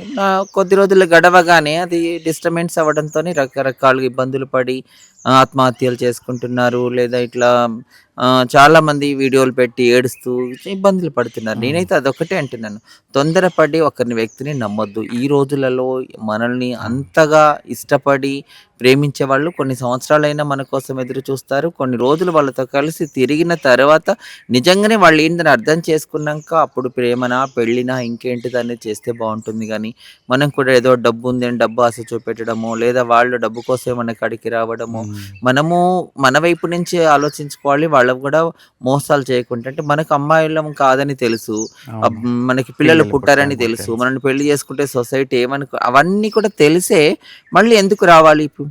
అవును, అవన్నీ మాకు నీతో ఉండని రోజులు ఉంటాను, నేను ఈ లైఫ్ లీడ్ చేస్తాను, వెళ్ళిపోతాను ముందే చెప్పాలి. కానీ లేదు, నేను లైఫ్ లాంగ్ ఉంటాను, నా ఫ్యామిలీలోకి తీసుకెళ్తాను, నేను లేని ఆశలు చూపిస్తారు. అవన్నీ జరగకపోయేసరికి వెంటనే మన వాళ్ళు మానసిక బాధకు గురైపోయి చనిపోవడాలు అవన్నీ జరుగుతున్నాయి. కొంతమంది అయితే అబ్బాయిలే చంపేస్తున్నారు వాళ్ళ చేతిలో. ఏంటి ఇలాంటి జరగకుండా ఉండాలంటే మన జాగ్రత్తలో మనం పడాలి. అవును. సో ఇలాంటివి జరుగుతున్నప్పుడు చాలా వరకు చేంజెస్ రావాలి. అంటే ఇంట్లో ఉన్న గురువులు కానీ వాళ్ళు కానీ కొంచెం క్రమశిక్షణ చెప్పడంలో ఏమన్నా తప్పు జరుగుతుందని అనుకుంటున్నారా అత్తయ్య? అంటే స్నేహ, ఇక్కడ ప్రతిదాన్ని మనం గురువులకు లింకులు పెడుతున్నాం. అవును, ఇక్కడ ఏదైనా కమ్యూనిటీ వాళ్ళు ఏదైనా గొడవలు చేసినా వాళ్ళ గురువులకి మధ్యలో తీసుకొస్తాము. కమ్యూనిటీ వాళ్ళు చెడిపోయినా కమ్యూనిటీ వాళ్ళని గురువులకే తీసుకొస్తాం. ఇక్కడ గురువులు ఎప్పుడు కూడా మంచే నేర్పిస్తారు, మంచి మార్గాలే చెప్తారు. కానీ ఇప్పుడున్న ఏదో వాళ్ళకు స్వేచ్ఛ అనే లైఫ్ను లీడ్ చేస్తూ గురువుల మాటలే ప్రతిదీ వినేవాళ్ళు కానీ, గురువు చెప్పిన మాటలు పట్టించుకొని నడిచేవాళ్ళు కానీ చాలా తక్కువైపోయారు. వాళ్ళు చేసే దాంట్లో ప్రతిదీ గురువుకి చెప్పి చేసేవాళ్ళు చాలా తక్కువ మంది అయిపోయారు ఇప్పుడు. కాకపోతే నువ్వు అన్నట్టుగా గురువులు కూడా ఖచ్చితంగా బాధ్యతాయుతంగా ఉండి అబ్జర్వ్ చేస్తూ వాళ్ళకి సజెస్ట్ చేస్తూ ఉండాలి. చేస్తూనే ఉంటారు కూడా ఇప్పటికి కూడా. ఎవరు కూడా ఇలాంటి చెయ్యి అలా చెడిపోమని ఎవ్వరు చెప్పరు. సలహాలు ఇచ్చినా పాటించరు. అందరు అప్పుడు మనమే కదా జనరల్ సొసైటీలో కూడా పేరెంట్స్ చెప్తేనే పిల్లలు వినరు కదా. ప్రేమ విషయానికి వచ్చేసరికి సేమ్ ఇక్కడ కూడా ఏ గురువులు చెప్పినా కూడా వినరు ఆ టైంలో. మామయ్య ఇప్పుడు చాలా వరకు చాలా జంటలు సోషల్ మీడియా ముందుకు వచ్చి మాట్లాడడము, ప్రేమించాం, పెళ్లి చేసుకున్నాము. ఇందాక అత్తయ్య గారు అన్నట్టు నిన్న పరిచయం, ఈ రోజు లవ్, రేపు పెళ్ళి, తెల్లారితే పెళ్ళి. సో వారం తర్వాత వస్తే విడిపోవడం, ఇలాంటివి జరుగుతున్నాయి. సో సోషల్ మీడియాకి మీరిద్దరు ఎందుకు దూరంగా ఉన్నారు? అంటే అప్పుడు TV9 ముందుకు వచ్చారు, పేపర్లలో వచ్చారు, అన్నిట్లలో వచ్చారు. కానీ తర్వాత ఈ యూట్యూబ్లలో కానీ ఎక్కడ కూడా మీరు కపుల్స్కి ఎక్కడ ఇంటర్వ్యూ ఇంతవరకు ఇవ్వలేదు ఎక్కడ కూడా. సో ఎందుకని? అంటే ఇప్పుడు ఏదో ఇంటర్వ్యూ ఇస్తేనే పబ్లిసిటీ అయ్యేంత అది లేదు కదా. ఇప్పుడు అవసరం లేదు మాకు పబ్లిసిటీ. ఆల్రెడీ మా కుటుంబాలకు ఉన్న ఊళ్ళే ఉన్న మన చుట్టుపక్కల అందరికీ మనం అంటే ఫలానా లైలమ్మ అంటే ఫలానా బాబా అంటే వాళ్ళిద్దరు కపుల్స్ అని అందరికీ అర్థమైపోయింది. ఏదో కూర్చొని మేము ఇలా ప్రేమించుకున్నాం, ఇలా గిఫ్ట్లు ఇచ్చుకున్నాం, అలా అది కాదు. బాధ్యతలు. ఒక వ్యక్తిని ప్రేమించడం ఒక్కడే గొప్ప కాదు. తన కష్టంలో, బాధలో, సుఖంలో అన్నిట్లలో తోడున్నప్పుడే ఒక జంటగా నిలబడతాం. అంటే బయట పెళ్ళిళ్ళు కూడా ఎన్నో విడిపోతున్నాయి, మన వాళ్ళు కూడా విడిపోతున్నాయి, బయట వాళ్ళు కూడా విడిపోతున్నాయి. కానీ మనం బాధ్యతగా ఉండి ఖచ్చితంగా అంటే తన బాధ్యతలు మనం పంచుకునేలాగా, మన బాధ్యతలు తన పంచుకునేలాగా అర్థం చేసుకొని మన లైఫ్ లీడ్ చేస్తే ఏ పబ్లిసిటీ, ఏ మీడియాలో, ఏ యూట్యూబ్లోనో అందులో కూర్చొని చెప్పుకోవాల్సిన అవసరం లేదు. ఇప్పుడు అటు ఇటు 24-25 సంవత్సరాల పరిచయం అయినా కూడా మా పెళ్ళి అయినా కానీ ఎక్కడ ఎందుకు ఇవ్వలేదంటే అందుకే కూర్చొని వేస్తా అంటారు. ఇది ఇలాగా అదే అలాగా మంచి వేస్తారు, మనం మంచిగా చెప్పినాక మళ్ళీ దానికి చెడుగా కూడా వస్తుంది. అందుకోసమని నేను ఎక్కడ నాకు ఇవ్వడం ఇష్టం ఉండదు. సో మళ్ళీ వాళ్ళు అడిగే ప్రశ్నలు, మీకు పిల్లలు పుట్టారా అది అని ఏ రకరకాల మాట్లాడారు. పిల్లలు పుట్టారా అంటారు, మీరు అసలు ఎలా కలుస్తారు అంటారు, ఎన్నో రకాల అంటే తెలిసి కూడా వేస్తారు క్వశ్చన్స్. ఎలా కలుస్తాము, ఎలా ఉంటాము అన్నది వాళ్ళకు కూడా తెలుసు. కానీ అంటే ఈ మధ్యలో దాంపత్యం సెక్స్ కాదు, మనిషి ఒకవేళ అంటే కలిసి ప్రేమిస్తే హార్ట్ఫుల్గా లవ్ ఉండాలి అంతే. శరీరానికి కోరుకొని వచ్చే లవ్ అంటే ఆడోళ్ళకి కానీ మగవాళ్ళకి కానీ మన ఎవరమైనా ఏది కోరుకొని పోతే అది నిలబడేది. మా ఇద్దరి మొదలు ఏది కోరుకున్నది అన్నది లేదు. తనని నేను కోరుకోవడం అంటే తనని స్ట్రాంగ్ చేయాలి, తనను ఎదిగేలాగా నేను ఎప్పటికీ బ్యాక్గ్రౌండ్లో ఎక్కడైనా ఉన్నా, ఏ ఊరికి పోయినా ఎక్కడ పోయినా అసలు నాతో మొత్తం డే కాదు 2 days మాట్లాడకపోయినా నేను అక్కడే ఉండేది. కానీ వేరే రూమ్లో వండుకుంటా తన బాధ్యతలన్నీ కూడా నెరవేర్చుకుంటూ నేను ఒక 10 నిమిషాలు మాట్లాడుకున్నా, మొత్తం మీటింగ్లో గడిపినా కూడా నేను ఎక్కడ ఇప్పటి వరకు కూడా ఇప్పుడు అంటే ఎక్కడ మీరు కూర్చున్నా, ఎంతమందితో ఉన్నా నేను పైన ఉంటా లేకపోతే కిందనే ఉంటా. కానీ నేను వచ్చినా నాకు ఇలా చూడు అలా చూడు, నేను భర్త కాదా, నేను ఏ అధికారం అంటే తాడి కట్టినా కదా అని అధికారం నేను ఎక్కడ సెలాయించలేదు. అండ్ అవన్నీ ముందు మాట్లాడుకుని అది ఎవరైనా ఇప్పుడు చచ్చిపోతున్నారు చంపుకుంటానంటే అదే. ఇప్పుడు వచ్చిన వెంటనే తనకు బాధ్యతలన్నీ నువ్వేరా ముందు వెనకానే వరకు వాడు కూడా ఎవడైనా ఎమ్మగూడ అన్నాడు, నేనే మొత్తం అనుకుంటాడు. కొంచెం తెలివి వచ్చే వరకు మనకి డబ్బులో బంగారం వెండో ఏదైనా పెట్టకపోయే వరకు ఇద్దరి మధ్యలో లొల్లి స్టార్ట్ అవుతున్నాయి. ఎప్పుడైనా డబ్బు అన్నది చాలా మధ్యలో వ్యక్తులను ఎవరైనా విడగొడుతుంది. ఆల్మొగలను కావచ్చు, సెలబ్రిటీలను కావచ్చు, నార్మల్ పర్సన్ ఎవరినైనా కూడా డబ్బు ఆశ పెడుతుంది. దాన్ని ఎంత ఘోరమైన పని అయినా చేపిస్తుంది. అది లేదు మా మధ్యలో. ఇన్ని ఇల్లు కట్టుకున్నా, ఇల్లు కట్టినా, ఏది కట్టినా ఎవరి ప్లానింగ్తో ఇట్లా కడదాం కట్టేద్దాం అంతే. సో అంటే మీ ఇద్దరి మధ్య ఉన్న బాండింగ్ అనేది మీ జీవితాలకు మనం ఎక్కడ కూడా అడ్డు రాకుండా మన లైఫ్ని సక్సెస్గా ఉండాలని చెప్పేసి అనేసి. మళ్ళీ ఇంకోటి, మామయ్య గారు ముస్లిం, మీరు హిందువు, ఎవరి మతానికి కూడా ఏది రాకుండా మనం కలిసికట్టుగా ఉందాము, మనం ముందుకెళ్దాం. మెయిన్లీ బాధ్యతలు షేర్ చేసుకున్నాను. అంటే ఇప్పుడు నేను ఇంతకుముందు చెప్పాను కదా, అక్క చనిపోతే పిల్లల్ని పెంచామని. పిల్లల్ని పెంచే క్రమంలో కూడా తన సపోర్ట్ తీసుకున్నాను. తన దగ్గర కూడా ఒక బాబు పెరిగి డ్రైవింగ్ నేర్చుకొని తను ఇప్పుడు లైఫ్లో సెటిల్ అయ్యింది. ఇప్పుడు అదే ఫీల్డ్లో సెటిల్ అయిపోయారు. అంటే అక్కడ ఉన్నప్పుడే అమ్మాయిని లవ్ చేసి మ్యారేజ్ చేసుకున్నారు. అంటే ఇప్పుడు నేను అమ్మాయిని పెళ్లి చేసేటప్పుడు మేమిద్దరం కలిసి కాళ్ళు గడిగాము. అంటే అన్నిట్లో కూడా షేర్ చేసుకున్నాం. బాధ్యతలన్నీ కూడా షేర్ చేసుకున్నప్పుడే కదా ఏదో సంబరాలు సంతోషాలలో షేరింగ్ ఉండాలి, మిగతా వాటిల్లో దూరంగా ఉండాలి అనేది లేదు. అందుకే ఇప్పటికి కూడా మాకు ఇష్టం లేదు. ఈరోజు నువ్వు మాట్లాడించినా కాబట్టి మాట్లాడుతున్నాం. కానీ ఎప్పుడు కూడా ఎక్కడన్నా సందర్భం వచ్చినప్పుడు నేను చాలా దాన్ని కట్ చేస్తాను, తొందరగా మాట్లాడి. తను కూడా తనకి మాకేం పెద్దగా ఏదో చెప్పుకుంటేనే ప్రేమ కాదు, కనబడితేనే అది కాదు కదా. మేము ఎప్పుడు అదే నమ్ముతాం. సోషల్ మీడియాలో కూడా నేను చాలాసార్లు మా లైలా గురిని అడగడం జరిగింది. ఇంతమంది అగత్యాలు జరుగుతాయి, ఇన్ని జరుగుతున్నాయి, అది కొంచెం మీరు అంటే మీ కపుల్స్గా వచ్చి ఏమైనా మెసేజ్ ఇవ్వచ్చు కదా అని చెప్పేసి అన్నప్పుడు ఇస్తామని చెప్పేసి అన్నారు. కానీ చాలా వరకు ఎందుకులే అన్నారు. అంటే సొసైటీలో జరుగుతున్న అగత్యం గురించి మాట్లాడుతున్నారు, కానీ కపుల్స్కి రావడం ఎందుకు, నేను మాట్లాడతాను కదా అని చెప్పేసి అనడము. అండ్ ఇప్పుడు నేను రిక్వెస్ట్ చేయడం, సో మా అత్తయ్య గారు ఒప్పుకోవడం, ఈరోజు మన ఎయిట్స్ మీస్ ఛానల్ మీ కపుల్స్గా మన ఛానల్కి పరిచయం అవ్వడం. ఇప్పుడు సోషల్ మీడియా ముందుకు వచ్చి మాట్లాడి ఏదో నీతులు చెప్పినప్పుడు పాజిటివ్గా తీసుకునే వాళ్ళు ఎంతమంది ఉన్నారో నెగిటివ్ కూడా మాట్లాడతారు. దాని మీద వీళ్ళదే అదా దాని కామెంట్లు పెడతారు, వేరే వేరే విధంగా కూడా దీన్ని అది చేస్తారు. కాబట్టి చెప్పడం ఈజీ, ఆచరించడం కష్టం. చెప్పడం అందరం చెప్తాము, అదేదో ఉచిత సలహాలు ఇచ్చిరని తర్వాత ఇదేదో అవ్వడం ఎందుకు. తెలిసిన వాళ్ళకి మేమేందో తెలుసు, మేము ఎట్లా లైఫ్ లీడ్ చేస్తున్నామని చాలా మందికి కమ్యూనిటీలో ఉన్న వాళ్ళకి తెలుసు. ఇంకా బయట పెద్దగా కొత్తగా చెప్పుకునేదంత ఇష్టం ఉండదు కాబట్టి, ఇవన్నీ మళ్ళీ చెడుగా అవన్నీ మాట్లాడించుకోవడం ఇష్టం ఉండదు కాబట్టి ఎప్పుడు రాము. ఓకే, వీరి ప్రేమ ప్రయాణం 21 సంవత్సరాలు. ఈ రోజులలో ఒకరోజు ప్రేమ, ఒకరోజు పెళ్ళి, తెల్లవారి విడిపోవడం ఉన్న సొసైటీలో మనం బ్రతుకుతున్నాం. కానీ వీరిద్దరి ప్రేమ ప్రయాణం, పెళ్ళి, అదేవిధంగా కుటుంబ బాధ్యతలు 21 సంవత్సరాలు వీళ్ళు సహజీవనం చేస్తూ వాళ్ళ కుటుంబాలను చూసుకుంటూ వీళ్ళు ఎంతోమందికి మా ట్రాన్స్జెండర్స్ యొక్క ప్రేమ జంటలకి, పెళ్లి జంటలకి ఆదర్శంగా నిలబడ్డారు. సో నిజంగా వీళ్ళ లైఫ్ స్టైల్ ఈరోజు నేను చూపిస్తున్న నిజంగా నాకు చాలా చాలా హ్యాపీగా అనిపించింది.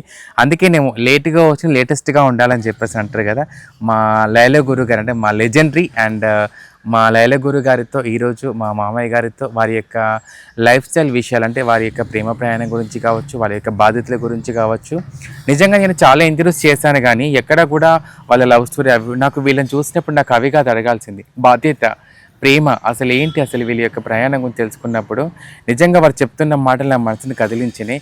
మనిషికి కావాల్సిన సెక్సే కాదు, ప్రేమ అనేది చాలా గొప్పది, అదేవిధంగా బాధ్యత కూడా చాలా గొప్పది అని మరొకసారి అందరికీ గుర్తు చేశారు. చూసే వాళ్ళందరికీ కూడా మీరు మంచి మెసేజ్ ఇచ్చారు అత్తయ్య మీరిద్దరు. థ్యాంక్ యూ సో మచ్ అత్తయ్య, ఈరోజు మీ యొక్క సమయాన్ని కేటాయించి మీరు కపుల్స్గా మా ముందుకు వచ్చినందుకు. అండ్ ముఖ్యంగా ఏంటంటే మీకు నేను మా అందరికీ ఒక లెజెండరీ మీరందరూ, మీరు మీ గురించి ఈరోజు మన ఎయిట్స్ మీస్ ఛానల్లో మీ పర్సనల్ లైఫ్ స్టైల్ కానీ, మీ ట్రాన్స్జెండర్ జీవితం కానీ, అండ్ మీ యొక్క సొసైటీలో వస్తున్న అనుభవాలు కానీ ప్రతిదీ మీతో షేర్ చేసుకోవడం జరిగింది. And thank you so much అత్తయ్య, మీ అమూల్యమైన సమయాన్ని మాకు కేటాయించినందుకు. అండ్ మీ నిజంగా చెప్తున్నాను, మీ ఎన్ని విషయాలు మీతో షేర్ చేసుకున్నప్పుడు మీలో ఇన్ని దాగున్నాయా అని తెలుసుకున్నాను నిజంగా. అండ్ చాలామందికి ఈ యొక్క వీడియో అయితే అందరికీ ఆదర్శం అవుతుందని చెప్పేసి నేను అనుకుంటున్నాను. అండ్ మరొకసారి పుట్టినరోజు శుభాకాంక్షలు అత్తయ్య. Thank you Sneha, thank you so much. మా తరపు నుంచి కూడా ఇట్స్ మీ స్నేహ ప్రేక్షకులందరికీ కూడా మేము మరొకసారి చెప్తున్నాము, స్నేహ ఛానల్ను సబ్స్క్రైబ్ చేయండి, లైక్ కొట్టండి, షేర్ చేయండి, బెల్ బటన్ నొక్కండి, ఇంకా తనను ముందుకు తీసుకెళ్ళండి. చాలా మంచి మంచి కంటెంట్ ఉన్న స్టోరీస్ అన్నిటిని కూడా మీ ముందుకు తీసుకురావడం, మంచి మంచి విషయాల పట్ల మీకు అవగాహన కల్పించడం అనేది జరుగుతుంది. కాబట్టి మేము స్నేహను ఈరోజు చూసి నేను కూడా చాలా గర్వపడుతున్నాను. ఎందుకంటే ఒకప్పటి స్నేహ, నా దగ్గరికి వచ్చినప్పుడు ఉన్నటువంటి స్నేహ, నేను ఇప్పుడు చూస్తున్నటువంటి స్నేహం చూసి చాలా గర్వపడుతున్నాను. ఎప్పుడైనా సరే పిల్లలు ప్రయోజకులైనప్పుడే పేరెంట్స్ హ్యాపీగా ఉంటారు అన్నట్టుగా నేనైతే నిజంగా గురువును మించిన శిష్యురాలు కావాలి, నా పిల్లలందరూ కూడా ఒక గొప్ప స్థాయిలో ఉండాలనేది నేను మనస్ఫూర్తిగా కోరుకుంటాను. నేను ఏ ఛానల్లో ఏమి మాట్లాడకపోయినా, మీరు చాలా చూసినట్టయితే నేను యూట్యూబ్ ఛానల్లో ఎక్కువగా నేను ఇంటర్వ్యూస్ ఇవ్వడం అనేది జరగదు. ఏదన్నా ముఖ్యమైన కంటెంట్ సబ్జెక్ట్ తప్పకుండా మాట్లాడాల్సి వచ్చినప్పుడు అది ఇట్స్ మీ స్నేహ ఛానల్లోనే మాట్లాడుతున్నాను. చాలామంది అంటున్నారు మా యూట్యూబ్లో ఎందుకు ఇవ్వరు అది ఇదని. ఇక్కడ నా ఉద్దేశం ఏంటిదంటే, నా కమ్యూనిటీ వాళ్ళు కూడా ముందుకొచ్చి యూట్యూబ్లు రన్ చేస్తున్నారు, మంచి మంచి కంటెంట్లు ఇస్తున్నారు, అందరితో పోటీగా నిలబడి గెలుస్తున్నారు అంటే నేను గర్వంగా ఫీల్ అవ్వాలి. కాబట్టి ఖచ్చితంగా నా కమ్యూనిటీలో మరి ముఖ్యంగా స్నేహ ఇంకా ముందుకు ఎదగాలని, మంచి ఉన్నత స్థాయికి జరగాలని కోరుకుంటున్నాను. Congratulation and all the best. Thank you so much అత్తయ్య, థ్యాంక్ యూ సో మచ్ మామయ్య. అండ్ మీకు మరొకసారి once again happiest birthday. And మీరు ఇంకా ఎన్నో మాకు మంచి మంచి కార్యక్రమాలు చేస్తూ మమ్మల్ని ముందుకు నడిపేయాలని చెప్పేసి అని కోరుకుంటున్నాను. ఒక తల్లి తన స్థానంలో మీరు ఉన్నారు, మమ్మల్ని ఇలా ముందుకు నడిపించారంటే, ఈరోజు మీ స్నేహం ఇలా ఉందంటే దానికి కారణం మీరే అత్తయ్య. అత్తయ్య. నన్ను అంటే నాకు నిజంగా నాకు స్టేజ్ మీద మాట్లాడే ఒక అర్హత నాకు లేక, అంటే అలా లేని వ్యక్తిని నేను ఈరోజు ఇలా మైక్ పట్టుకొని మాట్లాడుతూ ఒకరి లైఫ్ స్టైల్ ముందు తీసుకెళ్తున్నాను, వాళ్ళ విషయం తెలియజేస్తున్నాను అంటే దానికి కారణం మీరే. And thank you so much. నేను ఇంకొకటి మన ఛానల్ ద్వారా మన కమ్యూనిటీకి స్పెషల్గా చెప్పేది ఏంటిదంటే, మేము మా టైం నుంచి మాకు తెలిసినంతలో పనిచేస్తూ మీలాంటి వాళ్ళని మేము తయారు చేయగలిగినాము, ముందుకు తీసుకురాగలిగినాము. కాబట్టి ఇక నుండి మీరు బాధ్యతలు తీసుకుంటూ మన వచ్చే జనరేషన్కి ఉన్న వాళ్ళకి మీరు కూడా ఒక మంచి ఆదర్శవంతంగా వాళ్ళని తయారు చేయడంలో మీరు కూడా పాత్ర పోషించాలని నేను అనుకుంటున్నాను. ఎవరు ఎప్పటికీ కూడా మేమే ఉండాలి, మేమే చేయాలి, వాళ్ళే వస్తారు, వాళ్ళే చేస్తారనేది కాకుండా ఎవరికి వాళ్ళు ఈ రోజులల్లో మాకు తెలిసినంతలో ఎంతో కొంత జ్ఞానాన్ని మేము పెంచాము, కొన్ని పద్ధతులు నేర్పించాము, బ్రతకడానికి ఎలా ఉండాలి, సొసైటీతో ఎట్లా ఉండాలి, మనకు మనం ఎట్లాగా ఉండాలి అనేది అన్ని విషయాలు కొంత చెప్పినాం. కాబట్టి వాటిని తీసుకొని ఇంకా మీరు వచ్చే జనరేషన్కి మంచి భవిష్యత్తును చూపెట్టాలని మన కమ్యూనిటీకి నేను మన ఛానల్ ద్వారా కోరుకుంటున్నాను. మన వాళ్ళందరూ కూడా ముందుకు రావాలి, మన అప్కమింగ్ జనరేషన్కు మంచి చెడులు నేర్పించి అందరూ బాధ్యతాయుతంగా ఉండాలని కోరుకుంటున్నాను. తప్పకుండా అత్తయ్య, గురువు ఆచరణలో శిష్యులు ఎప్పుడు ముందుకు నడవాలని చెప్పేసి అని మీరు చెప్పిన యొక్క మాటల్లో ఈరోజు మమ్మల్ని ఈ స్థాయికి నిలబెట్టింది. మీరు చెప్పినట్టుగా రాబోయే తరానికి తప్పకుండా మనమందరం ఇలాంటి వాళ్ళతో పాటు మా అందరితో పాటు మంచి మంచి పనులు చేస్తూ అందరికీ ఆదర్శంగా ఉంటామని వేసి మేము కోరుకుంటున్నాం అత్తయ్య. థ్యాంక్ యూ సో మచ్ అత్తయ్య. Thank you.